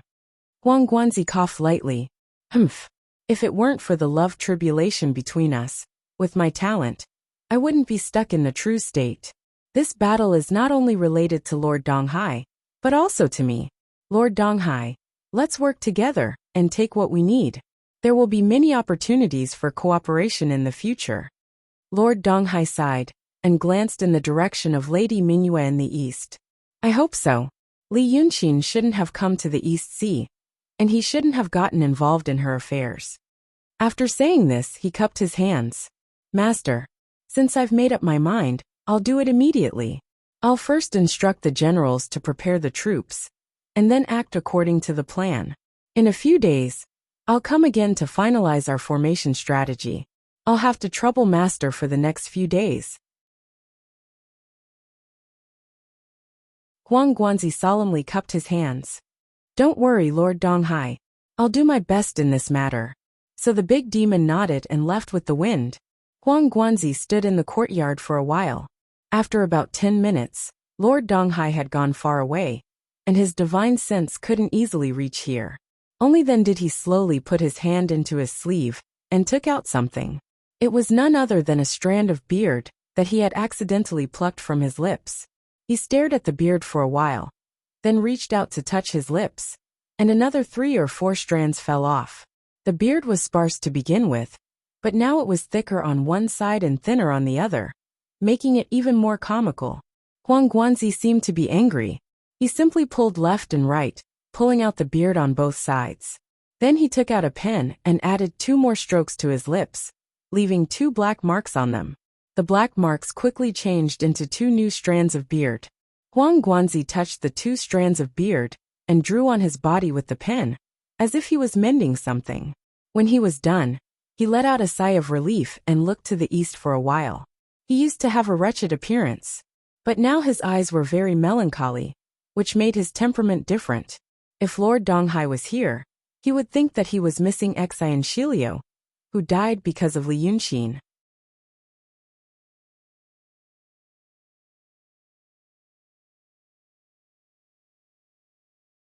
Chapter 631. When the Lord of Donghai left the courtyard where Huang Guanzi was and returned to the hall, he ran into the officer, who was exaggerating how he won the favor of Madame Mingyue, and how they talked and laughed together. Therefore, the Lord of Donghai couldn't get away for a while. He was going to walk in from the door of the hall. Hearing the officer's words, he stood by the door. He told the demon soldiers on duty to be quiet.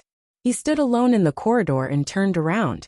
As he listened to the junior colonel's exuberant speech, he raised his head slightly to look at the distant sky. Today's weather was not good. The sky was leaden. This hall was built on Mount Punglai, the main peak of Punglai Island. Mount Punglai was huge.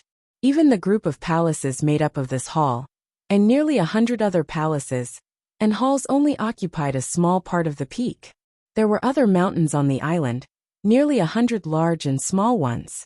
Each one was guarded by a demon general. When he was an officer, he was not qualified to live on the top of even the lowest mountain. But now he could see all the other mountains. This change made him proud for 1,000 years.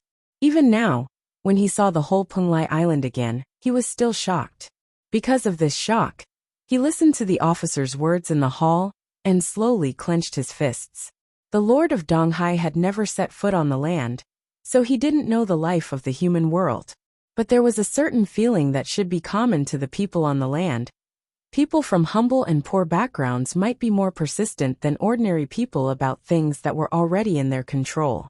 He looked at the sky and the hall, thinking of the people in the east, and the thing in the sea further east. Finally, he stepped into the hall. The officer saw him first stop talking, and suddenly lay on the ground. The demons in the hall also saw him. They were all like frightened sparrows and didn't make a sound. Only the sound of copper coins rolling on the ground could be heard in the hall. 1 or 2 demon generals were so frightened that they dropped their bets in a flurry. The Lord of Donghai walked slowly among the officials with a calm face.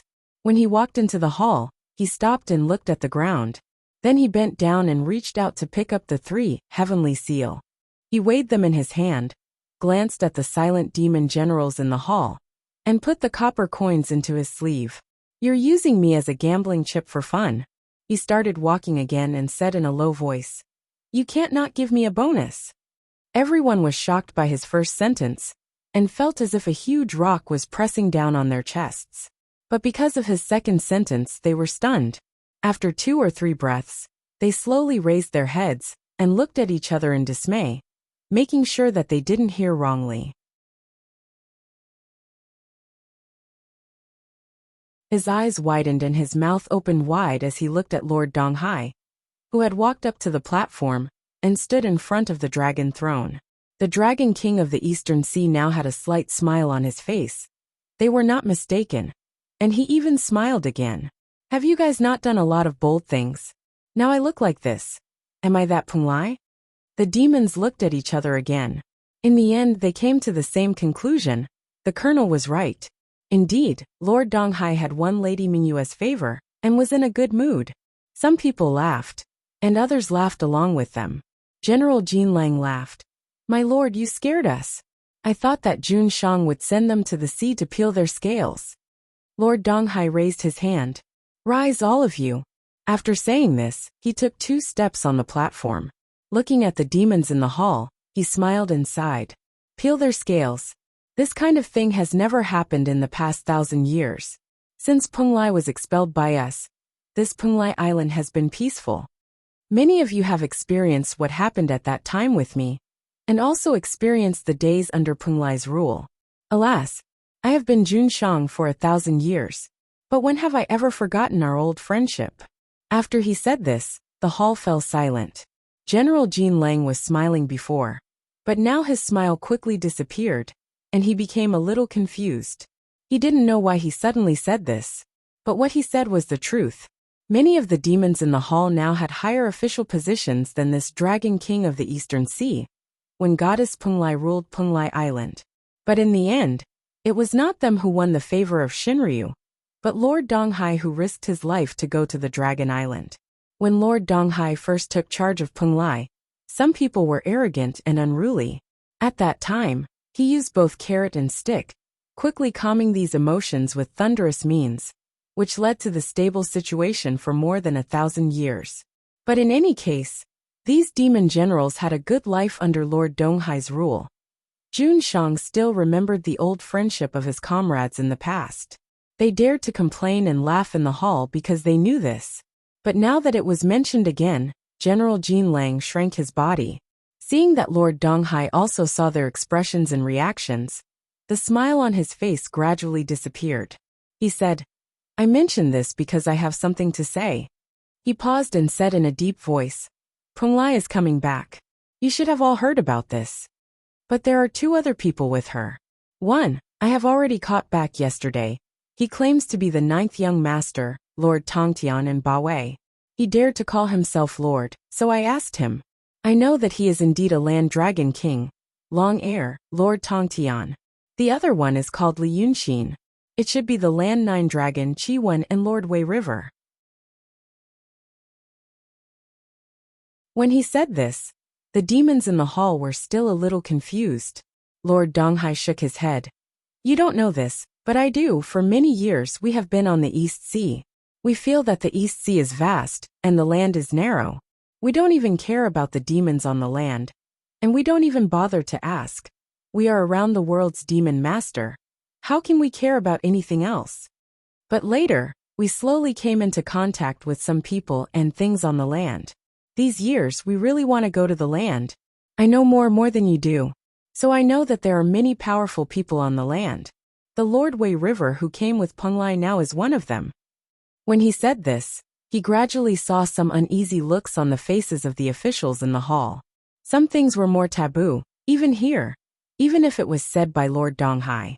Like the demons on the land, most of the demons on the sea were also living creatures who achieved Tao.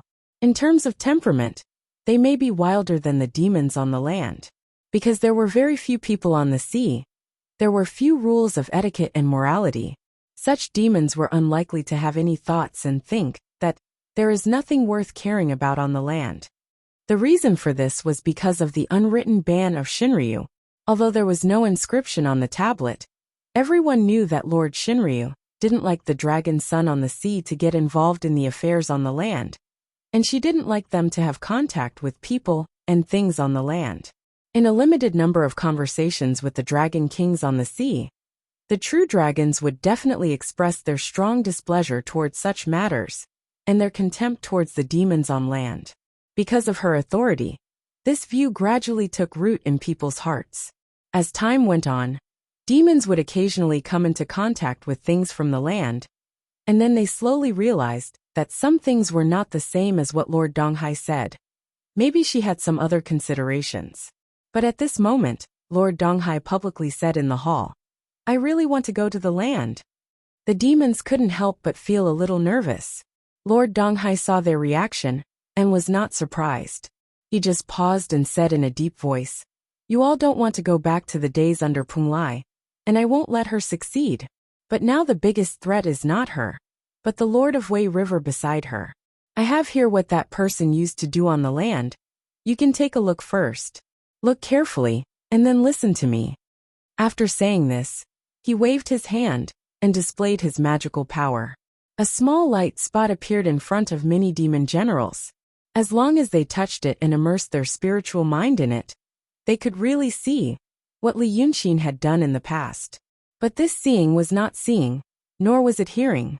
It was just knowing some things about Li Yunxin that Lord Donghai himself knew. It was like sharing Lord Donghai's knowledge about Li Yunxin directly to the consciousness of those demon generals. Compared to the real listening and seeing, it was many times more convenient. This was Lord Donghai's natural magical power. Since he was with the East Sea, it was not difficult for him to let these demons in the sea know his mind. As a result, about 3 or 4 breaths later, the demons in the hall were a little shocked and looked at each other for the 3rd time. Previously, Lord Donghai caught the ninth young master because he swallowed dozens of demon generals in the sea. However, these demon generals were all low-ranking generals, and their job was to swim in the sea. The ninth young master was eaten, Lord Donghai was angry, and he was caught. In the eyes of the demons in the hall, it was not very scary. Even though this land demon, who called himself Lord of Tongtian, had displayed astonishing power in prison, General Jinlang was not too afraid of him. Fan complained in the hall, without a trace of fear on his face. But now that he knew what Lord Donghai knew, even if it was only a small part of the many things Li Yunxin had done, he still realized that the Lord of Wei River was really a terrible person. He also realized that there were indeed so many powerful beings on the land, and such a prosperous world. And he could stand out among so many powerful beings. To be frank, they used to think that Lord Donghai was a model counterattack. Looking at this Wei River Lord, he was even stronger than him. Peng Lai found such a helper to come to the island. It seemed that things were really going to be a little dangerous. Lord Donghai and the others digested this. Then he looked at the demon generals and said something else. There is one more thing I should tell you. This Lord Tongtian, the Lord of Wei River, it is said that he was summoned by the Lord Shinryu. What they did on the land has won the favor of Shinryu. Now, as he said this, he lowered his voice and paused. Finally, there was a bold and impatient one who shouted, "Why does the Lord like the things on the land? Didn't you say that the land?" At this point, he realized that he had said something wrong and quickly stopped. But what he wanted to say was what Lord Donghai wanted them to say. After this sentence, everyone in the hall was silent, and the atmosphere became a little strange.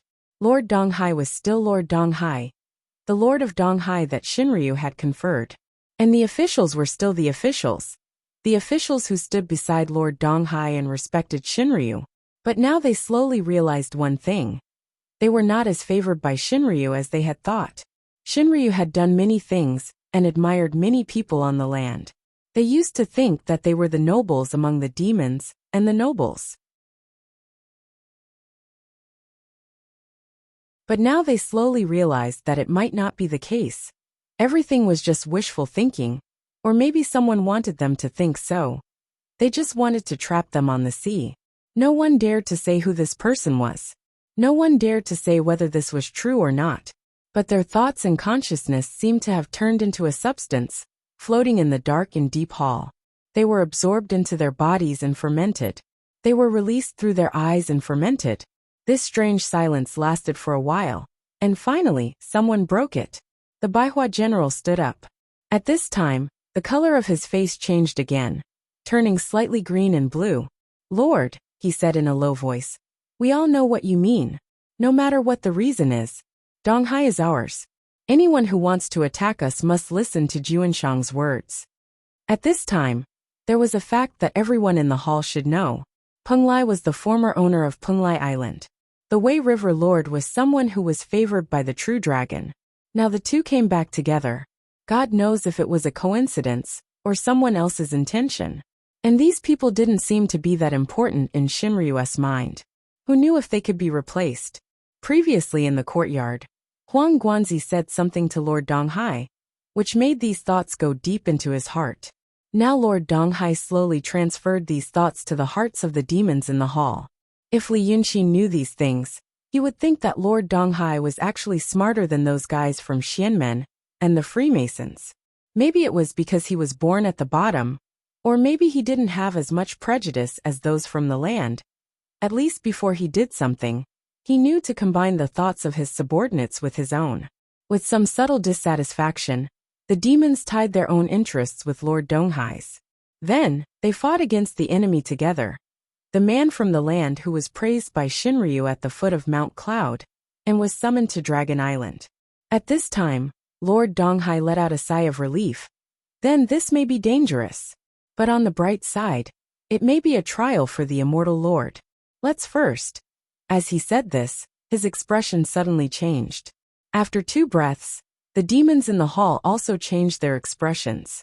Because suddenly, a strong sense of oppression filled the whole space.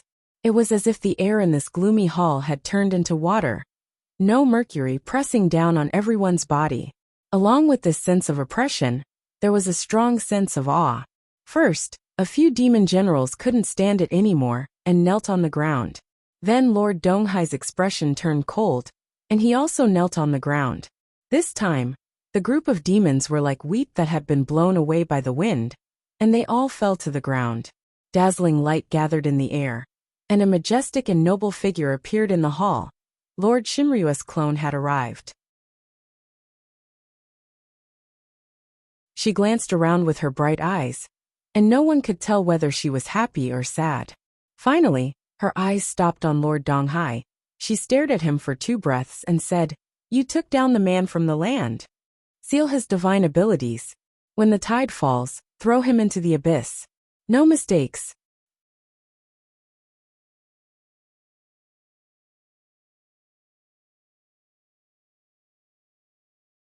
Chapter 632.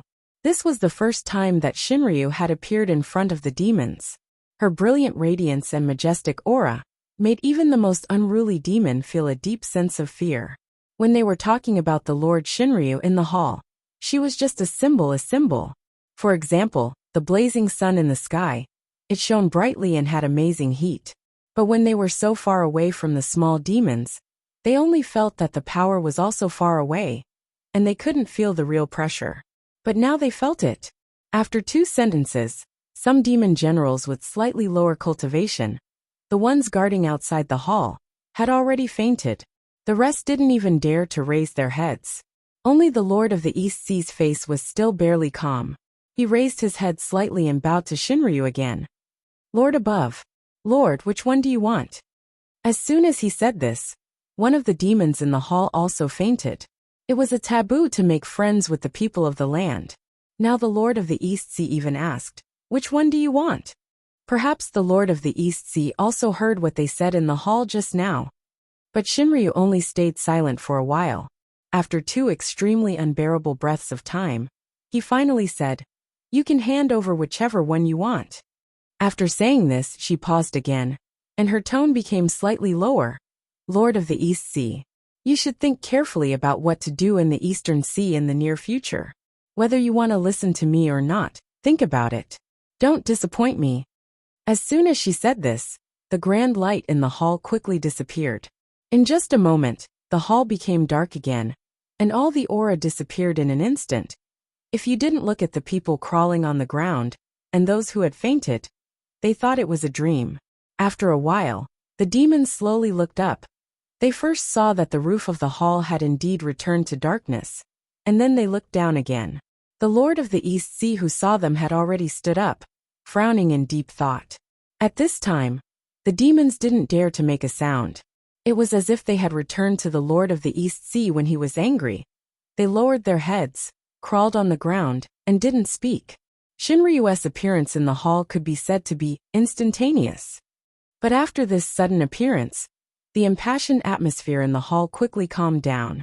Lord Donghai knew how the demon soldiers and generals under his command felt at the moment. If he told them what he had said before, they would not be able to hear a single word. But that wasn't the most important thing right now. It was easy to guess the thoughts of these demons. The most important thing was, what did the Divine Lord mean by appearing here? Did she hear what was said before? How much did she hear? Why was she acting like this? The great fiendish demon frowned and stood on the platform for a moment before suddenly asking, "General Jin Lang, is the Lord Tongtian still in the water prison?" General Jin Lang was one of the few demons who could remain calm in this group of demons. He wiped the cold sweat off his forehead and looked around, as if Shinryu's eyes were nowhere to be seen. He lowered his voice and said, "My lord, I'm still here." "Very well." Lord Donghai was silent for a while. "You may leave. We'll talk about today's matter later." After saying this, he walked out of the hall ahead of the demons and went straight to the water prison. The rest of the demons in the hall did not dare to move for a long time. Even Lord Donghai could not figure out what was going on. How could they know what was going on?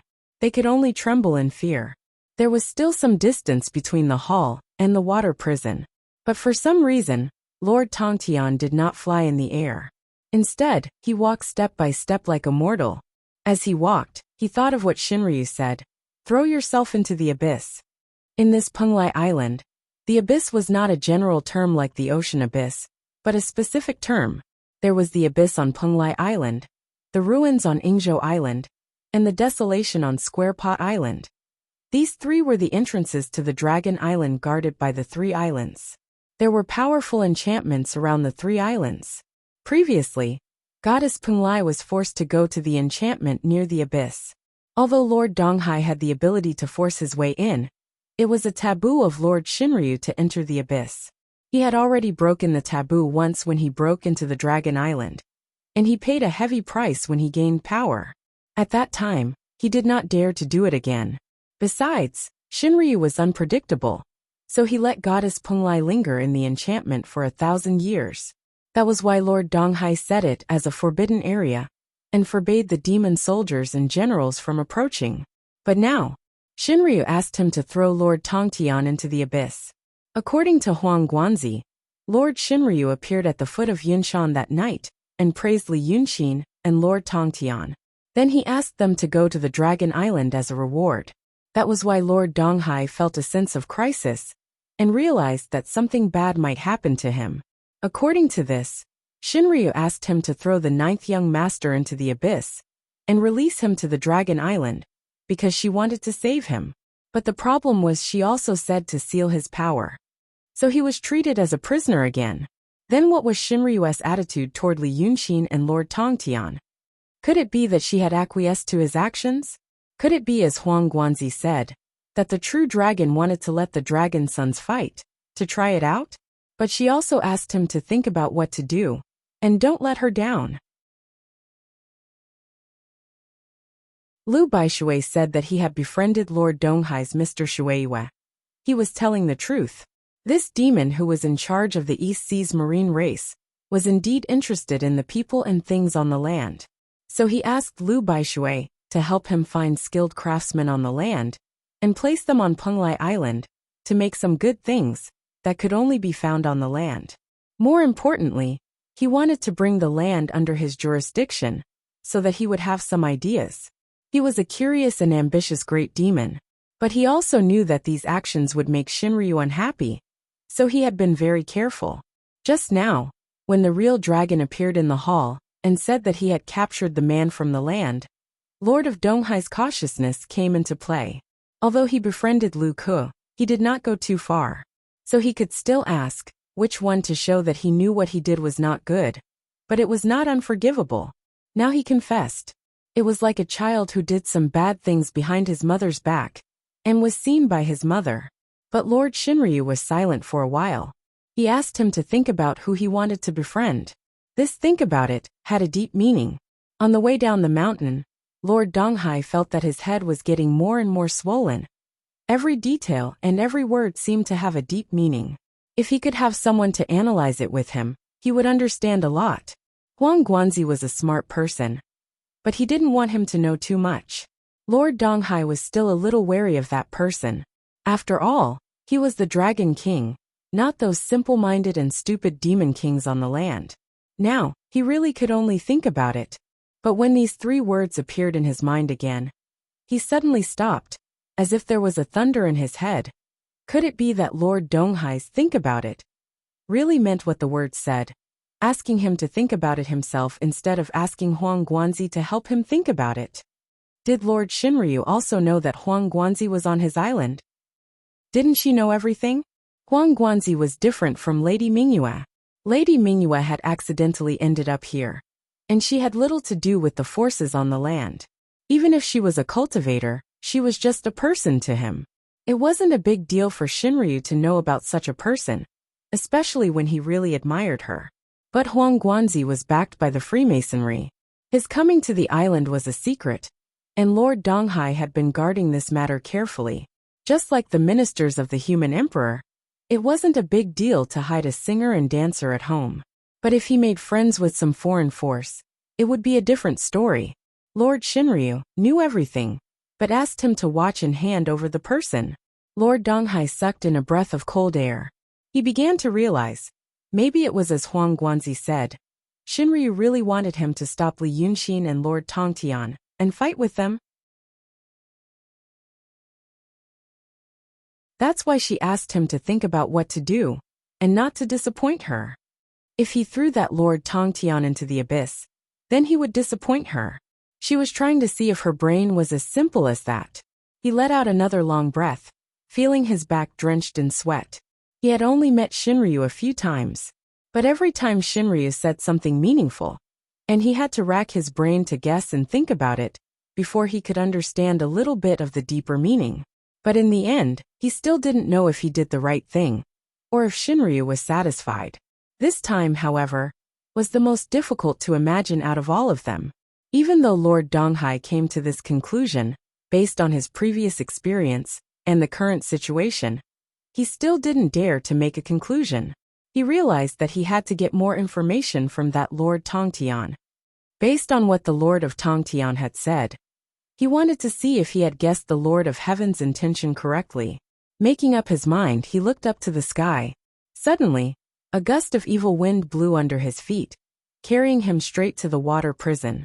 The water prison of Penglai was set under the deep sea. It was about 1,000 feet deep, and it was a canyon in the sea. At this depth, there was no sunlight, only darkness and heavy pressure. The entire canyon was surrounded by restrictions. Sea creatures without supernatural powers could freely enter and exit, but those with supernatural powers would find it difficult to enter and exit. There were originally not many prisoners in the prison. Before Lord Tongtian entered this prison, there were only 12 in the cave at the bottom of the valley. 8 of them were demons who were stubborn and still loyal to Goddess Penglai. They had been in there for 1,000 years. 4 of them were crazy, and the remaining 4 were probably not good. The other 4 came from the land to the sea, 3 demons and 1 cultivator. These guys were too curious. They wanted to explore the edge of the world and confirm whether the Ruoshui theory was illusory or not. But unfortunately, they broke into the territory of East Sea and didn't give face to the Dragon King of East Sea, so they were naturally locked up. Some were locked up for nearly 1,000 years, and some for hundreds of years. Their mental state should not be good, and their curiosity and thirst for knowledge should be gone. General Jinlang was in charge of this water prison, but as mentioned before, when he sent the 9th young master in, he was careless and let him escape. He even swallowed a few more. Compared to the demons on the land, the demons on the sea were like gentlemen. There were more people on the land. Those demons would eat people at the slightest disagreement to show that they were maverick, just like people in the secular world eating beef, to pretend to be good men. But how could the demons on the sea eat them? Cannibalism was too laborious. There were so many sea creatures anyway, who would make trouble for themselves. Now that they met the 9th young master, oh, he was fierce and cruel. They finally saw the ferocious faces of the demons on the land. They should be scared shitless. So when the Lord of East Sea dived near the water prison, he saw a bright light in the water prison. He was shocked. He knew that the 9th young master had several treasures. When the 9th young master fought with the 9th young master, his doppelganger was injured by the treasures. He calmed himself down and stood at the edge of the water prison and looked down. It was impossible for him to see clearly. The valley was about 100 feet deep, and the water was not very clear. But now the entire valley was lit up. Also, the 9th young master had used some kind of treasure to clear up the deep water in the valley. With his extraordinary eyesight, the Lord of East Sea saw him. The Lord Tongtian, a demon at the peak of the true state on the land, was walking around in the valley. Behind him were 12 followers. The 12 were none other than the prisoners in the water prison. They were all imprisoned by the Lord of East Sea, and they were not weak demons. The weakest among them was at the peak of the transcendent state 1,000 years ago. 4 transcendent state and 8 true state. Even though they did not have any incense or cultivation techniques during the time they were imprisoned, at least their cultivation levels did not drop. These guys used to be proud and arrogant. But after being imprisoned for so long, they had lost all their pride. The Lord of East Sea once thought of releasing them for his own use, but he did not think about it because he had many generals under his command. As a result, the 9th young master had taken advantage of these well-worn fellows. With his hands clasped behind his back, He walked back and forth in the valley, saying something. The 12 fellows followed him like puppies, constantly nodding and bowing to him. The whole valley was lit up by a bright moon, and there was even a cloud next to the moon. It appeared in a place where it was not supposed to appear, but it did not seem out of place at all. The spiritual chi it emitted shocked the Lord of East Sea. He knew how powerful this treasure was. It could create an illusion that was extremely hard to detect. Back then, his clone had been trapped in that illusion and suffered repeated sneak attacks, nearly allowing this 9th young master to escape. But now he was here in person. With some effort, he could break the illusion. But now things had become complicated. He just came here to ask some questions, not to fight. He had to figure out the Lord of Shinryu's mind first. He watched for a while, and then shouted, "Lord Tongtian, do you know that it is time for you to die?"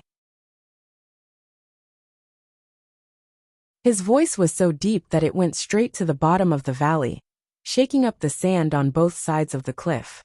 When the 9th young master heard this, he stopped and looked up. The Lord of East Sea was about to say something else, but he saw that the Lord Tongtian did not say anything. The demon general who used to follow Goddess Punglai shouted, "You Donghai rebel! It is time for you to die."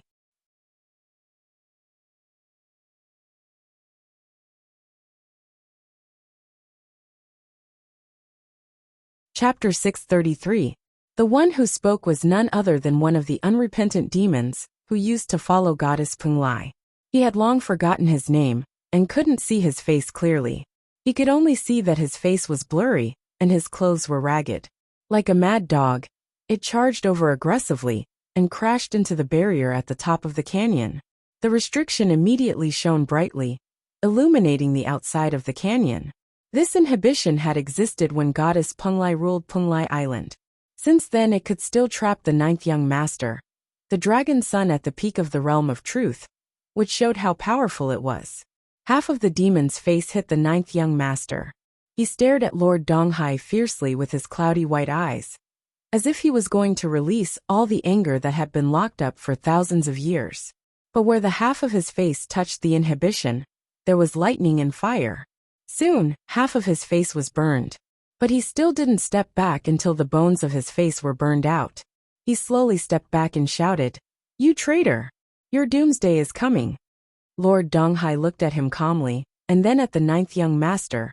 "Lord Tongtian, I have something to ask you this time." The 9th young master put his hands behind his back and slowly rose from the bottom of the canyon. Maybe he learned the bad habit of showing off from Li Yunxin.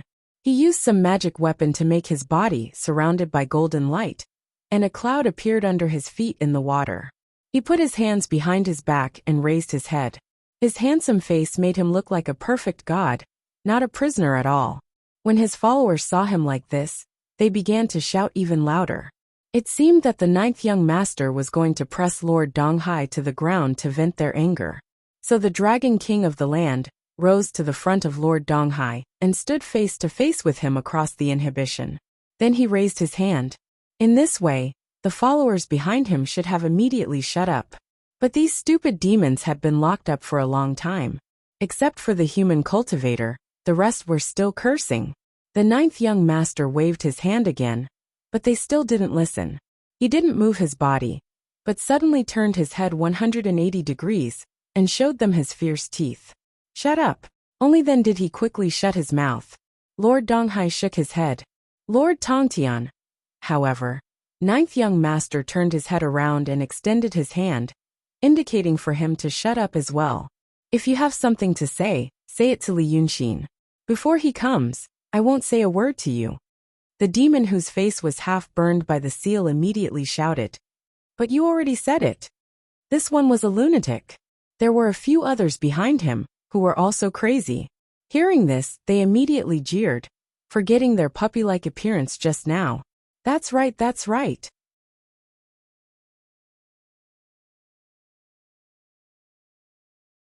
Not just half a word, but many more half a word. The 9th young master shouted angrily, "Shut up! All of you shut up for this young master. Do you want me to swallow you?" When he roared, his body suddenly expanded, and for a moment, he showed his god demon form. The crazy demons were afraid again. and quickly became silent again. Lord Donghai frowned as he observed all this. He felt that the scene in front of him seemed to be slowly confirming his guess. If it wasn't a deliberate act, the ninth young master's mind was like that of a child. How could such a person get the favor of Shinryu? If it was a deliberate act, it meant that he and Li Yunxin had other plans. However, if the relationship between him and the Lord Shinryu was really sweet, they could just use the name of Shinryu. Why did they have to do this? It seemed that they were also wary of Shinryu.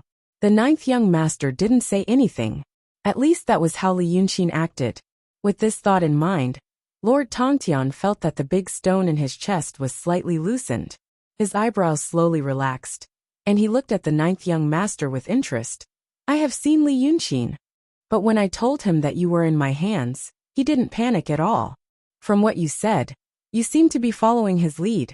Aren't you afraid that he will leave you here and not care about you?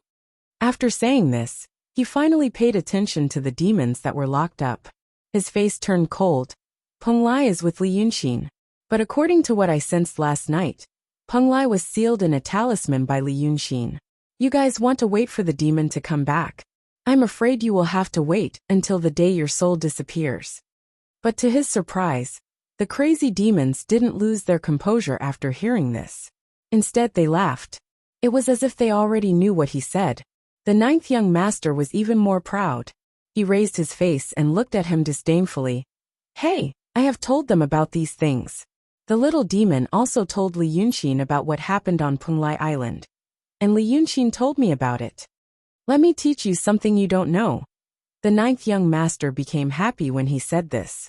He seemed to have forgotten the words, not even half a word. How do you think I was captured by you? Ha ha ha. I swallowed so many stinky things on the East Sea. And then I lured you out and brought you here. You still don't know the secret of this place, do you? Come and beg me, and I will tell you. Ha ha ha. Speaking of this, the demons laughed together cooperatively. Lord Donghai was slightly stunned, and then he frowned. You, he said in a low voice. Is this the entrance? The ninth young master stared at him with a smile. Oh, it seems that you are not a fool. He clasped his hands behind his back and walked around proudly. That goddess Penglai is also a... Before he finished his words, he remembered that there were still a few lunatics around him. So he swallowed the word fool back. Humph. She told Li Yunxin that there was another entrance on Penglai Island that could lead to Dragon Island. Li Yunxin naturally had a way to get it out of her. Now that you know, give this important task to me. I told you to catch and imprison her here, so that I don't have to waste time to find out where this Penglai Island is. Then I will occupy this place, and then I can go to the Lord Shinryu. I am not afraid that you will stop me and make trouble on the sea. Ninth young master guffawed. Ha ha ha. When Li Yunxin begged me to do this, she said that she would definitely be able to see the expression on your face. Now that she has seen it, it is truly marvelous. Ha ha ha ha. Are you surprised and surprised? Do you want to rush in and drag me out? After saying this, the ninth young master pointed to the bright moon in the sky behind him, and his face turned cold. Humph. This treasure is called the Misty Lock Toad Palace. It is not one of those useless things that I threw out when I pretended to fight with you. You can give it a try. Can I get in? Can I break it? At this time, the expression on Lord Donghai's face was really wonderful. If he was the general of 100 transformations, he would be green, purple, red and white. 2 hours ago, he was still in the courtyard discussing with Huang Guanzi whether to deal with Li Yunxin and how to deal with Li Yunxin. 15 minutes ago, he had just made up his mind, thinking that he had finally figured out some things, and was about to make a move. But now he found out that Li Yunxin had already made a move. He thought that he had done a good job, capturing one of the 2 Dragon King on the continent, and taking the initiative. But he had fallen into a trap. The ninth young master laughed, and so did his followers. Lord Donghai stared at them with a gloomy face. After a long time he said, Good good good. Li Yunxin is ruthless enough, and the ninth young master is also bold enough. I should not have spared your life out of kindness when I caught you on the sea. I should have killed you directly, not letting him get what he wanted, and at the same time, helping you, a man of sacrifice. The ninth young master laughed again. What you said is not strange. Li Yunqin told me that if I was caught by you and you knew what I was going to do, you would definitely say these words to sow discord. Now that I am in a good mood, let me tell you, I am not afraid of death. You can't kill me. Even if you break my soul, he still has a way to save it. Do you think I am a man of sacrifice? Hee. Then you are just a plaything in my eyes. Ha ha ha ha. He had lived as the ninth young master for more than 1,000 years. During this period, his life had been ordinary and could even be called cowardly. Later he met Li Yunqin and his life changed. At first he fell to the bottom, losing his body and life. Then he rose to the peak. Just like these days, he lived with his head held high and was in a good mood. At this time, he was not afraid to face a mysterious realm monster. She could even make the other party angry and helpless with just her words. She finally experienced the thrill of Li Yunqin when she manipulated and schemed against people in the past. It was extremely pleasant. Seeing him like this, Lord Donghai frowned more tightly. What a good fearless. Now that you have found the entrance, why don't you go in? What are you doing here? The ninth young master laughed. You think I am happy to stay here? But, he dragged out his voice. After seeing enough of Lord Donghai's bewildered look, he sighed. But he also told me to do something else after occupying this place. But after that, I can't see you like this anymore. What a killjoy. After saying this, he turned around and shouted, Go away, go away, go away. I am going to get down to business. Go back to the bottom, and wait for me to take over the East Sea. Then I will seal you. After shouting, he waved his hand, and the seawater surged and swept all the monsters down. Lord Donghai saw this scene, and the big stone in his heart became a little heavier. The power that the ninth young master showed now was even stronger than when he fought with his doppelganger. Initially, he still harbored a sliver of hope. He thought that this ninth young master was just bluffing and stalling for time. But this scene proved that he was indeed pretending to be weak at that time, and that he really wanted to enter the water dungeon. Seeing the ninth young master drive away those monsters, he waved to the bright moon over the valley. The moon approached, but its size was still the same, like a jade plate. After doing this, he sighed. Alas, what happened next is boring. Go ahead, go ahead. After saying this, he turned around and dived into the bottom of the valley. Lord Donghai didn't understand, but he didn't try to stop him. The ninth young master said he could try to enter. He didn't need to try to know. Huang Guanzi told him that Li Yunqin had a lot of treasures. When I fought with the cultivators of Xianmen in Yunshan, I gained a lot. Many high-level Taoist priests died in that battle. Just the magic treasures that I looted from them are enough to arm the 2 dragon kings. This magic treasure looked ordinary and unusual at the same time, so it must be a rare treasure. Since he dared to say and do this, he must have a strong confidence. In just a quarter of an hour, he was already at a disadvantage. There was no need to really try and be at a disadvantage. The Dragon King of the East Sea sighed in the water, but what he sighed out was also water. Then, he saw a figure gradually emerge from the bright moon within the restriction. It was a little familiar. The figure gradually became clearer, as if he was walking here. This wasn't an illusion. 2 breaths later, Li Yunqin walked out of the bright moon. The East Sea Lord was stunned, but he quickly restrained his expression and smiled bitterly, as if he was a magnanimous loser. Of course, it was just a small failure in the first round. This was just the beginning, and he was just careless. If he tried his best in the future, he would not let this kind of thing happen again. They fought back and forth, 1 sword and 1 saber.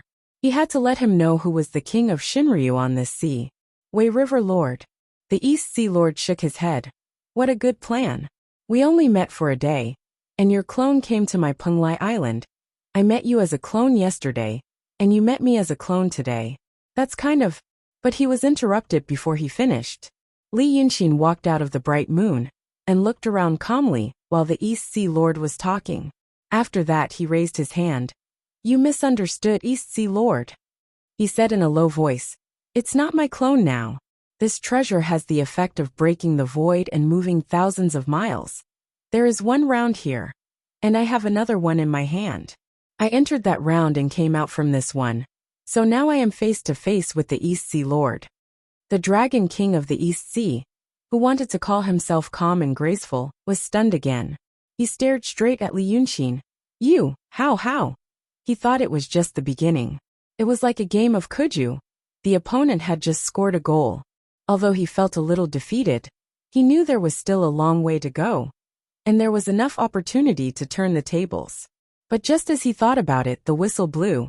He told himself that the game was over, and that he was going to leave. How could it be?